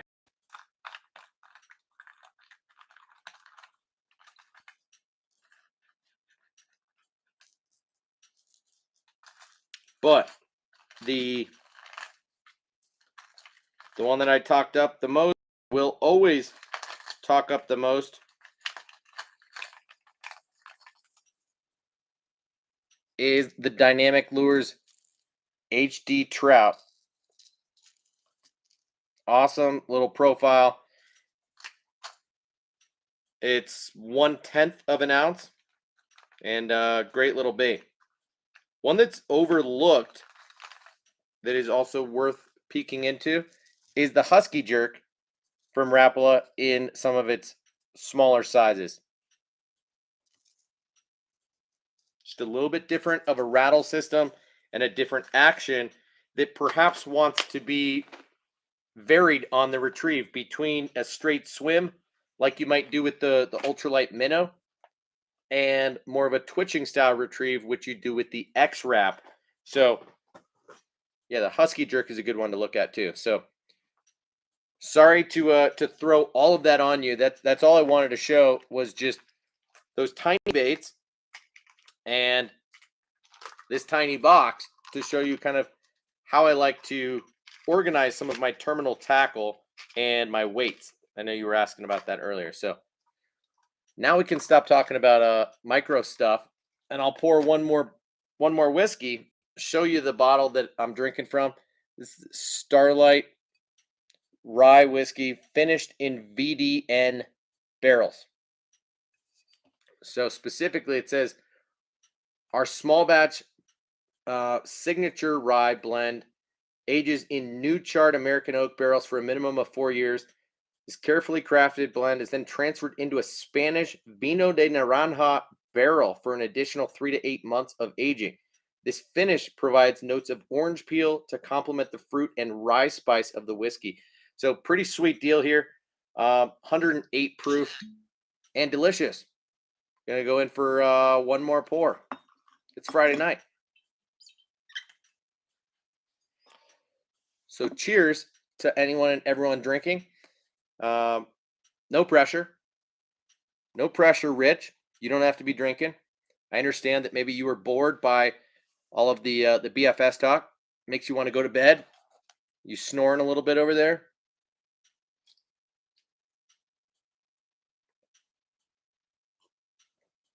That's right. Cheers, Dave.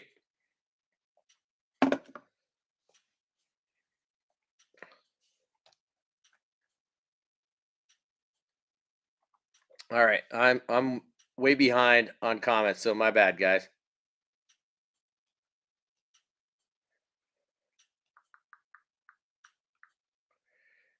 Rich said there's about 20 to 25 that are in the boat at any given time, but I rotate out based on the body of water, time of year, and species.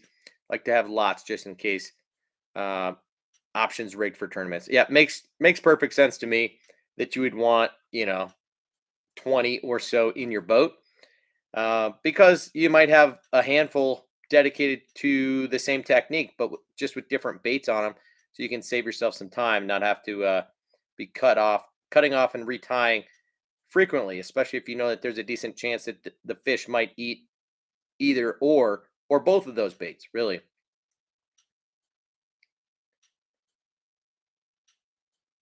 Daniel says, why are you buying new rods when you need live scope and shallow water anchors?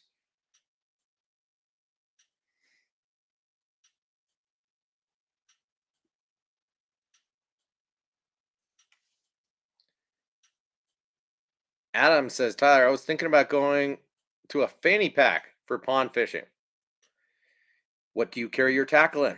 I have to wade knee deep in a lot of my ponds to get past the weed lines.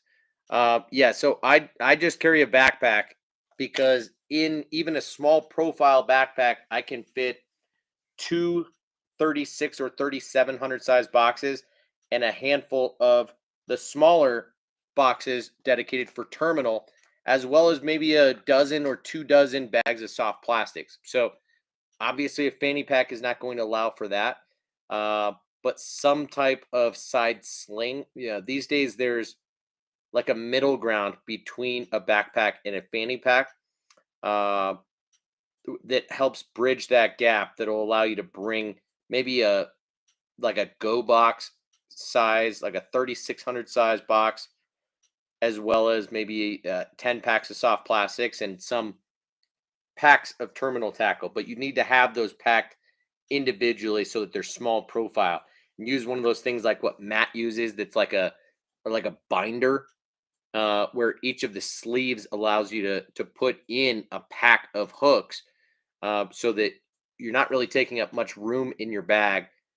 So yeah, I don't have great advice for you since you're wading um, knee deep.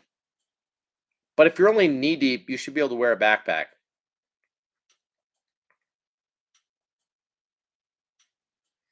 G Font says, can't forget about the Castmaster or the Rooster Tail. For me, that's a little bit old school. I rarely throw those, but from time to time, I will throw a Rooster Tail. But I actually have a separate box for that type of stuff. Doesn't fit in my hard baits box.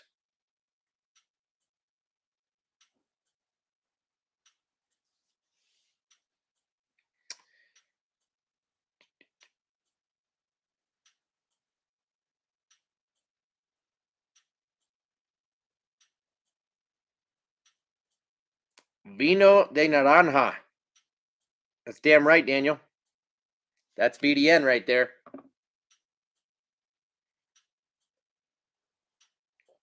Carl, Coca-Cola is the nectar of the gods.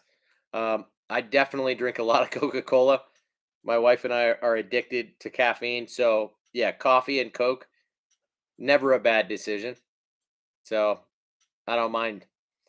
Uh, Rich says, did have a few silver bullets at the ramp after the Derby. Yep, Coors Light, not bad. I prefer Banquet myself, but nothing wrong with a bullet. Um, Super cold. A little embarrassed to show you. I've got cans of both right here. A little super cold, a little Banquet. Kind of like that for me. You don't even know how much of a mess it is in here, but obviously I've got way too much at my fingertips. Ralph says, how much tackle do you take out, Tyler? Yep, and I think I just answered that a minute ago. I usually carry out about two 36 or 3700 size boxes with me, and they'll be loaded just for that day. So I've got a few that are not loaded like this with tackle. You know, like most of my boxes are dedicated to specific techniques. So poppers, wake baits, jerk baits, lipless baits, frogs, walking baits. So I've got a couple boxes, 36 and 3700 size, that at the beginning of the season are empty. And what I will do is load maybe 2 dozen baits in each of those boxes, depending on the techniques that I'm planning to use. So just one or two colors of a bunch of different baits. And I'll take out all of those hard baits and jigs, things like that. And then I'll bring maybe a dozen or 2 dozen bags of soft plastics and a couple small boxes of terminal tackle, just with a game plan in mind. And I'll travel with 3 to 5 rods with me, um, sometimes less, but usually at least 3, um, depending on where I'm going. And so just as much as I can carry without it being too much, because then I do still need room for pliers, scissors, a scale, um, leader line, things like that. And so that by itself takes up pretty much all of the room. And, when and where I can remember to bring stuff like scent, then I will do that as well. But that's usually my strategy.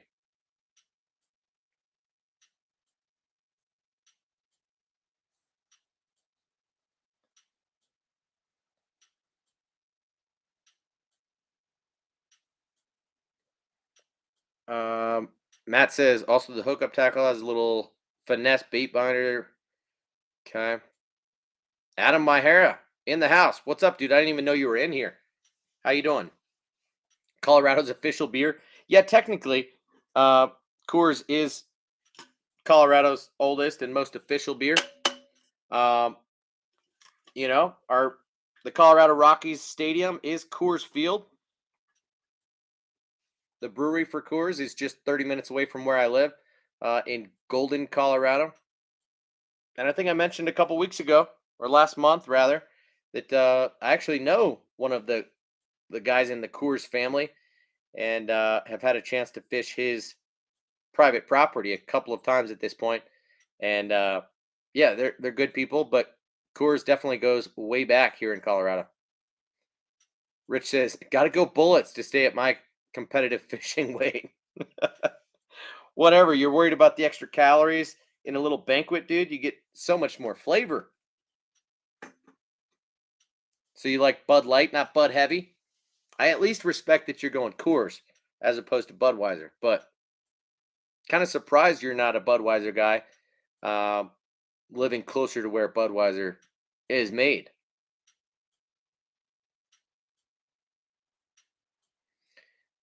Ralph, you think that's an insane amount of stuff to carry? It all fits in a small backpack, dude.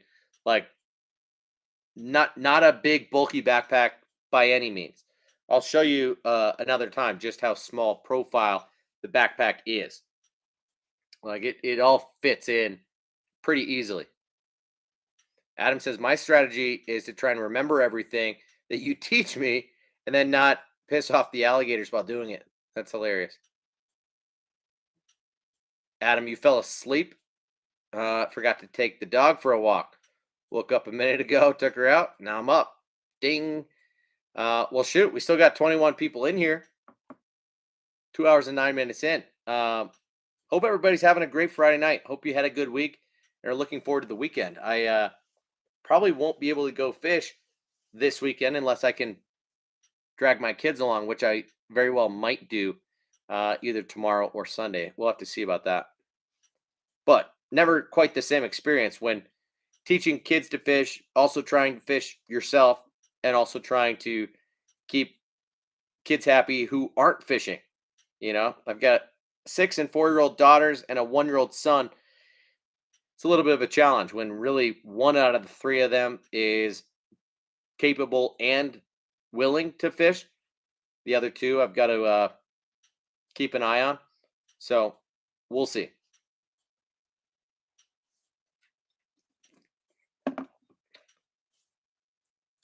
Cara says, I just remember that my brother bootlegging Coors from Mississippi to Texas back in the late 70s. That's awesome and hilarious. Ralph says, I live in St. Louis and I drink Coors over Bud all day. Woo! I'm not mad about it. Easton says, I love big swim baits. Okay, getting off the rails here, and I am not mad about it. Rich says, Bud is low on my list. Coors Light and Michelob Golden Light. I don't even know if I know Golden Light. Grain Belt Elite. Dude, I don't even know Grain Belt Elite at all.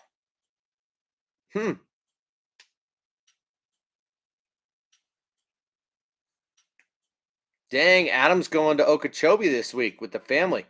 Dude, I hope you rip into a couple 8 or 10 pounders this week. Sweet, man. Are you guys driving down? Are you bringing the boat, or are you flying down there? How are you making that happen?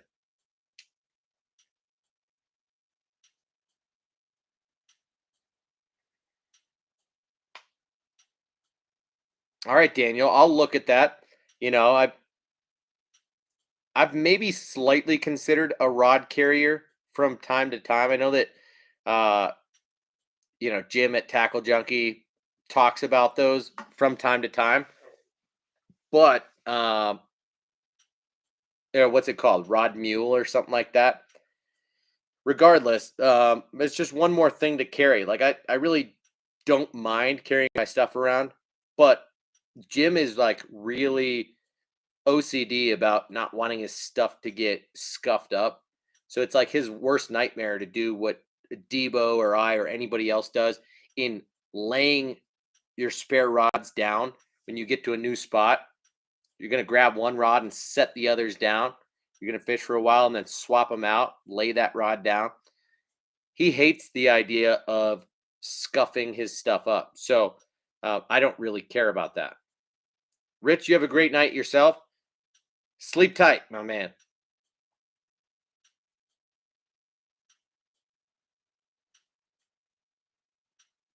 Caro, he could fit 20 cases in his Volkswagen Beetle. Well, I hope he made a little bit of money on. I mean, 20 cases is not bad to be smuggling, but I wonder how much they went for back in the day, you know? These days, you couldn't make much of a profit on selling beer by the dozens or hundreds. Oh, Adam, you might not even be. What? You're going to Okeechobee and you might not be fishing? That's not good, dude. It's only 3 hours away. You got to be taking the boat and you got to be going fishing. Well, I mean, that would be bad news bears if you're not, man.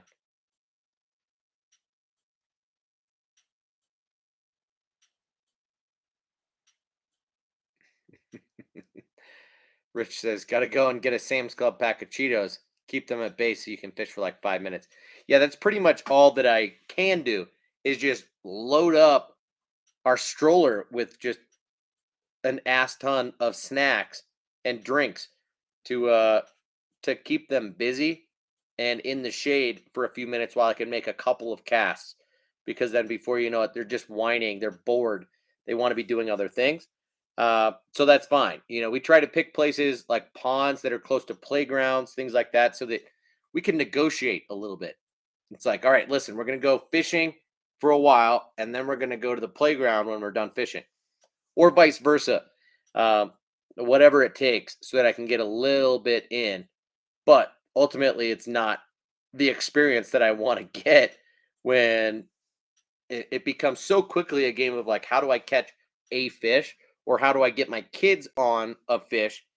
Then all of a sudden, we're doing ultralight fishing on spinning gear, throwing stuff that I don't love to throw, but am just trying to get the fish to bite. Right, we're throwing a trout magnet. Uh, we're throwing stuff that like is mostly going to sit under a float and wait for the fish to bite. I mean, we don't throw live bait or anything like that, uh, but still, that's not my style of fishing that I prefer. But if I can get my kids on some fish and ideally hooked on fishing, then that's the deal. Because in an ideal world, in 5 to 10 years from now, I'd love my kids to beg me to go fishing on the weekends when they've got a little free time. Um, that would be kind of the dream. But for now, I got to drag them along and hope that we get into some fish and they can reel them in and get pictures and all that stuff and feel like it's fun. But it's not as fun for me when I'm juggling so many different things.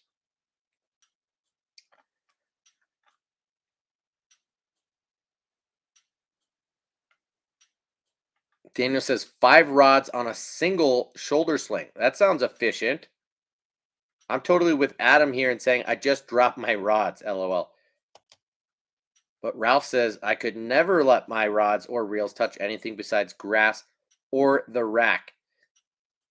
Yeah, sorry to say, but my rods and reels are touching rocks frequently. Now I don't bang them around, but yeah, they get banged up.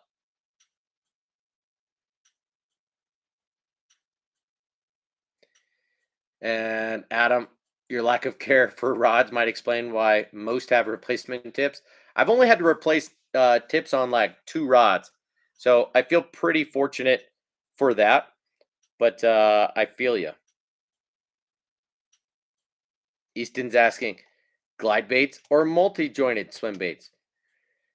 For me at this point, mostly glide baits, but I'm not necessarily diehard one or the other. I would say glide baits, then soft plastic swim baits, then multi-jointed swim baits for me. Um, that's just my experience and my preference at this point in time. But it that's completely subjective, and through a relatively limited amount of time on the water dedicated to swim bait fishing. And when I say swim bait fishing, I'm talking about baits 6 inches or bigger. I'm not talking about 3, 4, 5 inch swim baits. Adam, you've got to haul the boat down there, dude.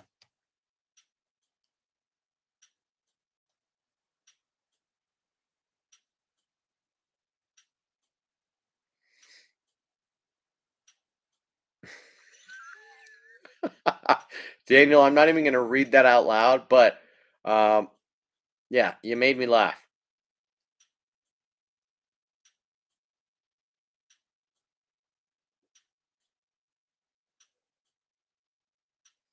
Adam, it's all about negotiations. Um, that sounds like a good deal to me, and it probably would to her as well. Just tell her to head out and get a massage or go shopping. You can buy yourself a good few hours that, might turn into 5 or 6 hours, and it'll all work out in the end.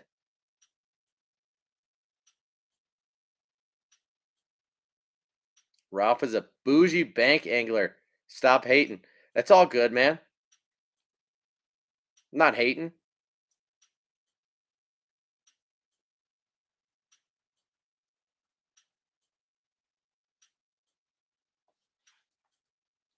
G Fon's got to get out of here. No problem, dude. It has been a great chat. We've been on for a while. It's 2 hours and 18 minutes. I'm gonna be on for probably another 5, 10 minutes or so. Anything else you guys specifically want to talk about? Any questions that you have? Any thing on your mind? Ideally, it would be fishing related, but if it's not, I'm open to talking about whatever. I'm gonna let I'm gonna let you guys dictate the conversation for a couple minutes. And Matt, I kind of agree. Where I have an option, I'm definitely going to lay my rods and reels up against, you know, a wood log or a tree or something where it's not laying directly on rocks or potentially rolling around and getting scratched up. So I'm 1,000% on board with your strategy. I do the same thing. Where I can, I will also lay them against my bag. Not always that simple or straightforward, but I agree. Adam says iCast was a little disappointing. Yeah, well, I mean, is that a surprise, really? No. I mean, there were some things that were interesting, but I would say less innovation this year than is typical. So, yeah, I would agree. It was somewhat lackluster. Uh, but I suppose that's the way that the industry has gone as of late, is that either companies are making tried and true baits in slightly different versions, either adding a rattle to the Berkeley Fritz side, or creating a new size bait of something that already exists and has been successful, or copying a bait that is already successful and just making a slight twist on that, or taking a bait that they already make. Like, I don't even know how successful this bait was this past year, the Spro Pintail Stick, and making a skinny version of it. But a lot of companies copy it, right? Like, we've talked about how one of the few Guggen baits that I do like is the Rattle and Chunk. It's a great jig trailer. And the thing that makes it unique is the rattle that is molded into the nose, or should I say the butt end of the bait. It's a good jig trailer. But now Strike King did the same thing, and they just copied that and put a rattle in their Rage Craw. So, it is what it is. That's what most companies are doing, is they're not thinking bigger picture. They're not thinking, how to be extra creative or different, or think outside the box and make something new that would potentially be either revolutionary or just appealing to the masses because it is different. That doesn't seem to be the train of thought of most companies these days. So I would agree with you. You think the OG Rocco by Rapala is one of your favorite new items, and the Spro Chad Chad. Yeah, I would agree. Definitely the Spro Chad Chad is going to be up there. And I will definitely try, the Rocco from Rapala as well. I'm a fan of both the OG Slim and especially the OG Tiny, but I think there's probably something to that Rocco that that will be cool. Now, we talked about that a little bit on my last live stream.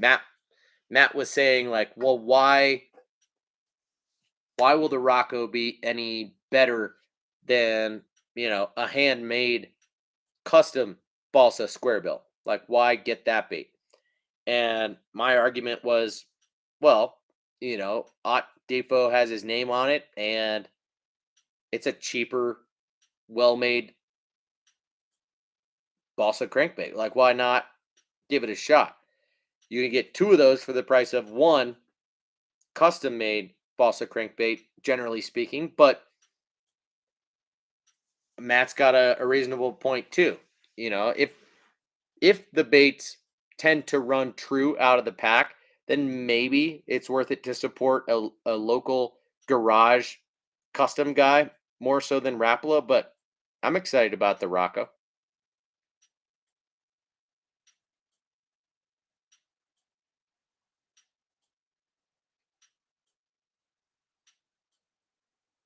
Easton's asking Ned rig or drop shot.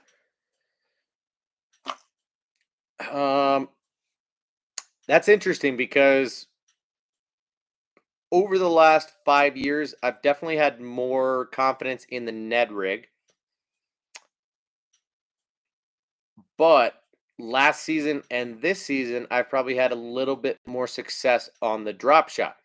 I find that a drop shot is a little bit more versatile in how you can fish it and how you can play with leader length. Uh, Technically speaking, I might say, why not both? I haven't done this very often, but I think an interesting and creative thing to try is to use a Ned rig as your drop shot weight. Why not both, right?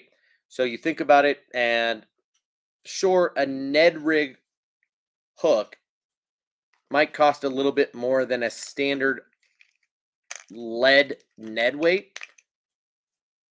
You might be paying roughly $1 plus or minus a little bit for a Ned rig weight.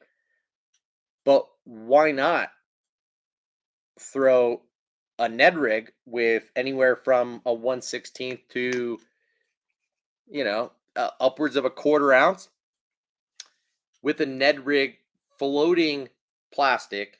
It's got to be a floating plastic uh, rigged on it as your dropper. And then up top, you've got your drop shot.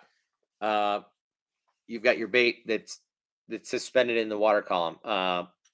That right there is something that I don't think many people do. I've tried it before. I've never doubled up yet. I haven't like really dedicated a serious amount of time to that technique. But if I had to pick one, I'd probably pick a drop shot because of the different ways that you can fish it, right? I play with the leader length from as little as, 4 to 6 inches, or what you might get in more of like a Tokyo rig and a short leader drop shot, to all the way up to like 18 inches or 2 feet, where it's really up above the weeds. If I've got a lot of grass or slimy bottom where I'm fishing, then a drop shot is ideal, where a Ned rig would never come through that. So yeah, I'd pick a drop shot.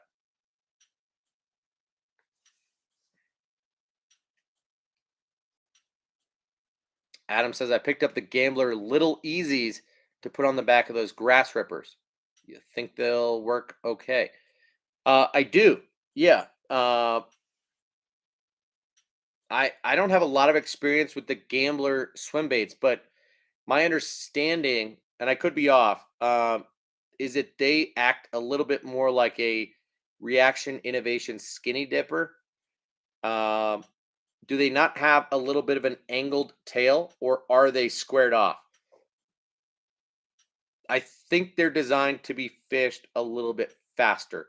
So, of course, they'll work. I mean, it's a paddle tail swim bait. Absolutely nothing wrong with that. But yeah, you might have to fish them a little bit faster through the water column, compared to, say, a Kitech or a Rage Swimmer, or, uh, Spark Shad or something else that you might use on the back of a swim jig. But yeah, I don't think you'll be disappointed with that.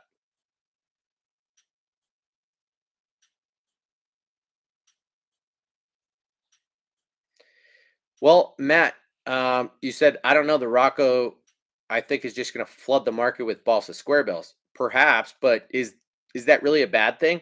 What it might do is open the average fisherman's mind to throwing a balsa square bill, where something like Bagley has been a bit more nichey, even though it still has like a cult like following. It's not super mass market the way that like the Rapala DT series has done. uh so maybe the Rocco just brings extra attention to the balsa square bill market, where, say, a Bagley hasn't really done that. um and as a result, more fishermen will start branching out and wanting to have balsa square bills. They'll see the advantages to using them over a traditional ABS plastic. So I doubt it's a bad thing. And yeah, Adam, you're right. The Rapala still tank tests everything.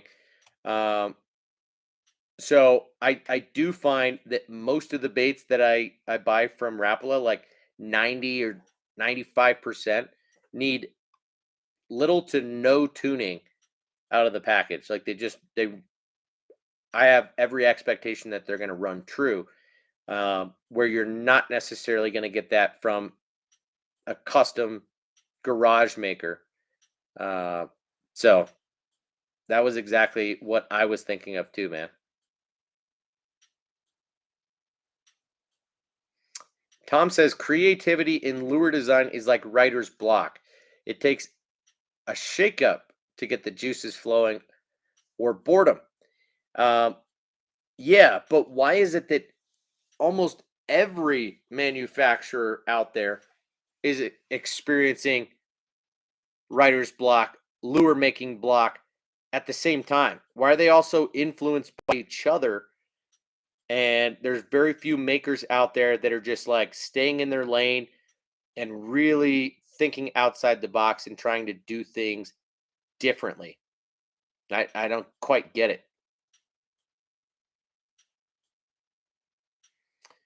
No, Matt, Ott Defoe is definitely not making any of those by hand. He made the prototypes, the masters, but yeah, he's not making them. But Rapala is tank testing all of them.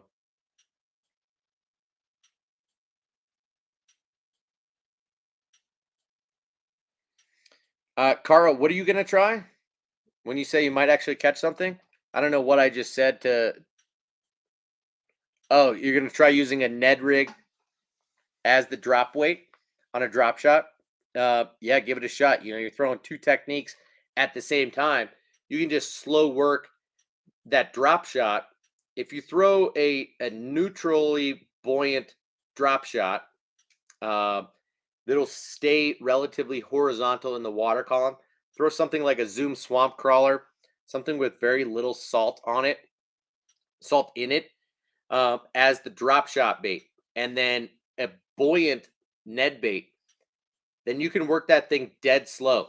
Literally, all you need to do is keep tension on the line so that the drop shot bait stays horizontal.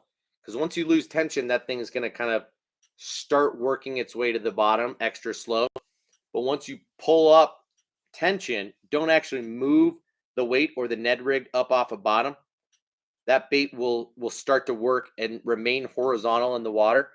And then what you can do is just give it a couple little hops, and that Ned rig will kind of work across the bottom and then stand back up.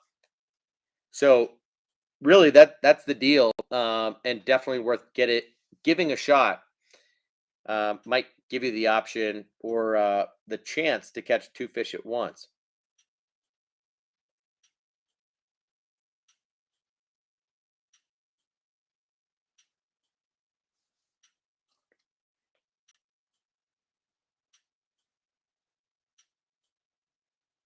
Adam says, "Cara, I've been doing so much better since using the drop shot. I have very slimy bottoms. Slimy bottoms.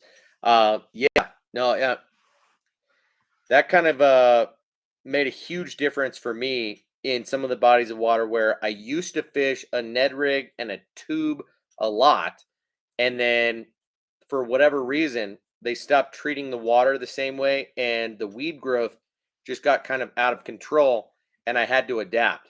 So I started throwing a drop shot and seeing great success, and start fiddling around with it quite a bit more, and now I've got some serious confidence in a drop shot. So yeah, it's a little bit hard for me to pick between the two, but I'd still say drop shot.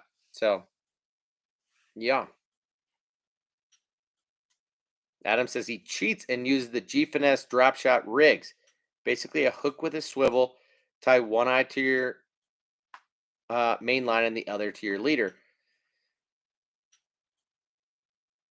Is that the one with the swivel built into the hook? Because I don't love that. I find that the hookup ratio is worse for me than on a traditional drop shot hook. And that's just me. But I haven't had great results on that G Finesse hook that has the swivel right there built in to the hook. So that, yeah, I get what you're saying. Like, you just tie to the one, and then all you have to do is cut off a piece of leader, snap it there, snap it to the weight. Uh, I think we're talking about the same thing.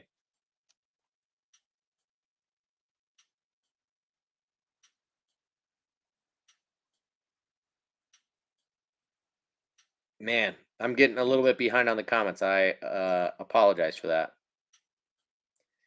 Matt says that's not a good thing to me. The whole point balsa works well is because not many people are using them um, like that. But maybe since they're silent, is shouldn't in theory condition the fish to them. Okay, so you think that balsa is working better because the fish don't see it as much? You think the action and the silence is the thing? I think action in the sense that it has a totally different uh, floating rate to it is really where balsa comes in handy, is its deflection properties and how quickly it rises and can back out of cover. Um, I don't think it's a matter of seeing the bait. I don't know how much fish get conditioned to the action of crankbaits as much as they perhaps do the sound or the vibration. And that could just be my personal opinion, right? But even though oftentimes fish are sight feeders, I don't think that's usually the case. I think they're tracking something down with their lateral line, with their sense of what's happening around them, and so I think they're more likely to get conditioned to sound or frequency. But a crankbait is a reaction bite, right? So it's either the way that it's burning past and deflecting off of something, or deflecting and then backing out. Um, so yeah, maybe you're right that not that many people use balsa, and as they continue to use it more, the fish could become more conditioned to that and not bite a bait that backs out as quickly, doesn't get hung as much. But I don't know that I'm fully on board with that theory.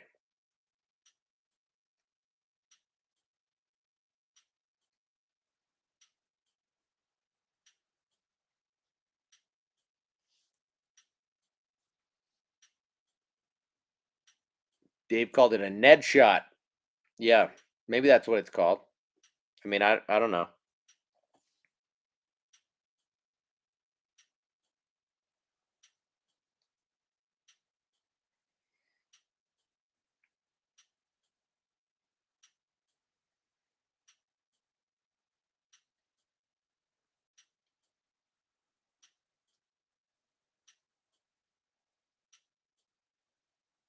Adam says balsa movement is what triggers bites, in my opinion. They do more random movements than plastic, especially on the paws. See, yeah, it to me it's the pause and the deflection, not the way that they swim through the water per se, because I think more of that has to do with the actual bill than the material of the bait.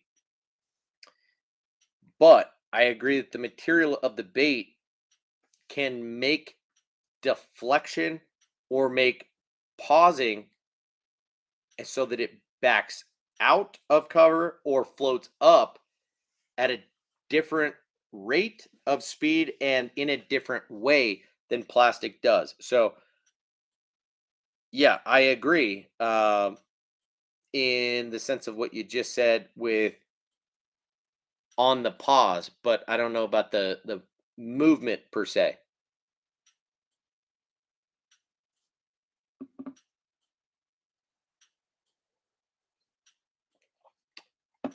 But Matt says, yeah, I think the vibration and the thump that they give off is different than ABS baits.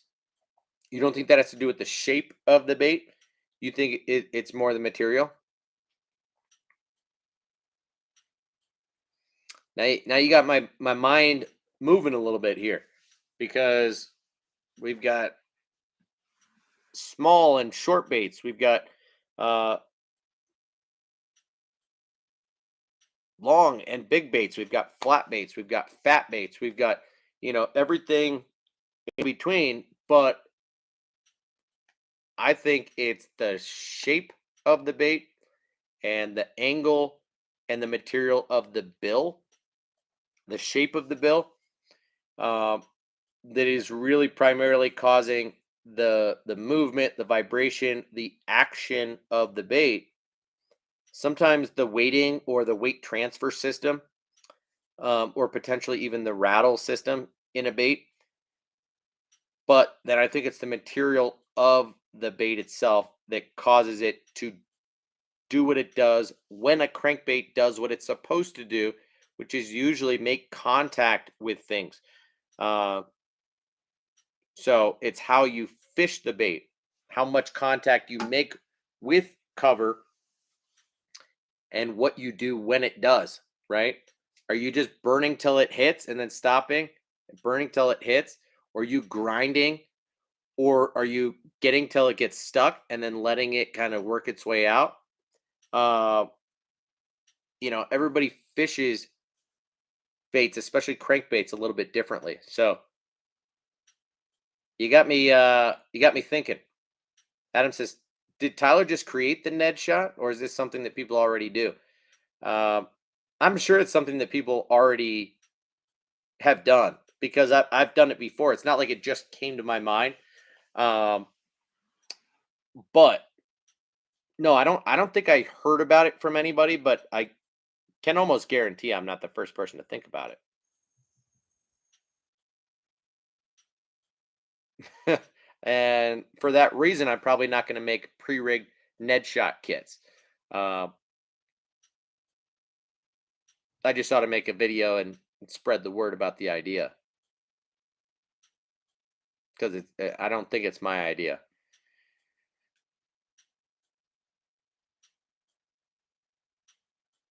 Adam says, in my last tournament, I was tossing a handmade balsa and it would turn sideways when hitting something. And that move triggered the bite. Yeah, that's not uh, the vibration or movement of the bait itself, but its deflection properties. And that's what I'm talking about and totally agree with. So we're on the same page there.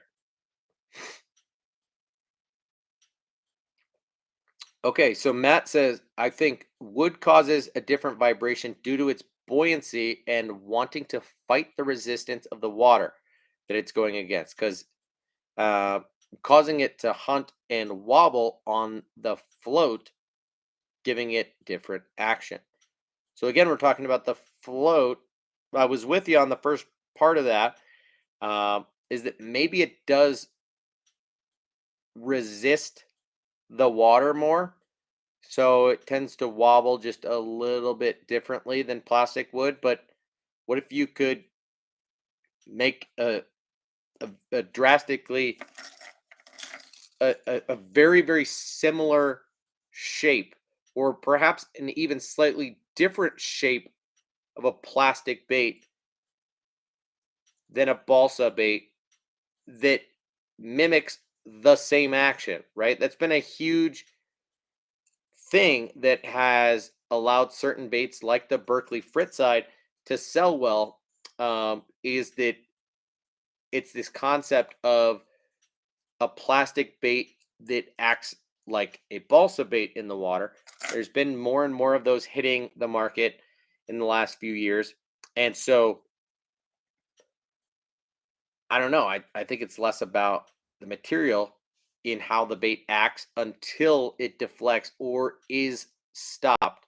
And then you get it doing different things, floating up differently, acting differently, but not on just a straight swim in the water.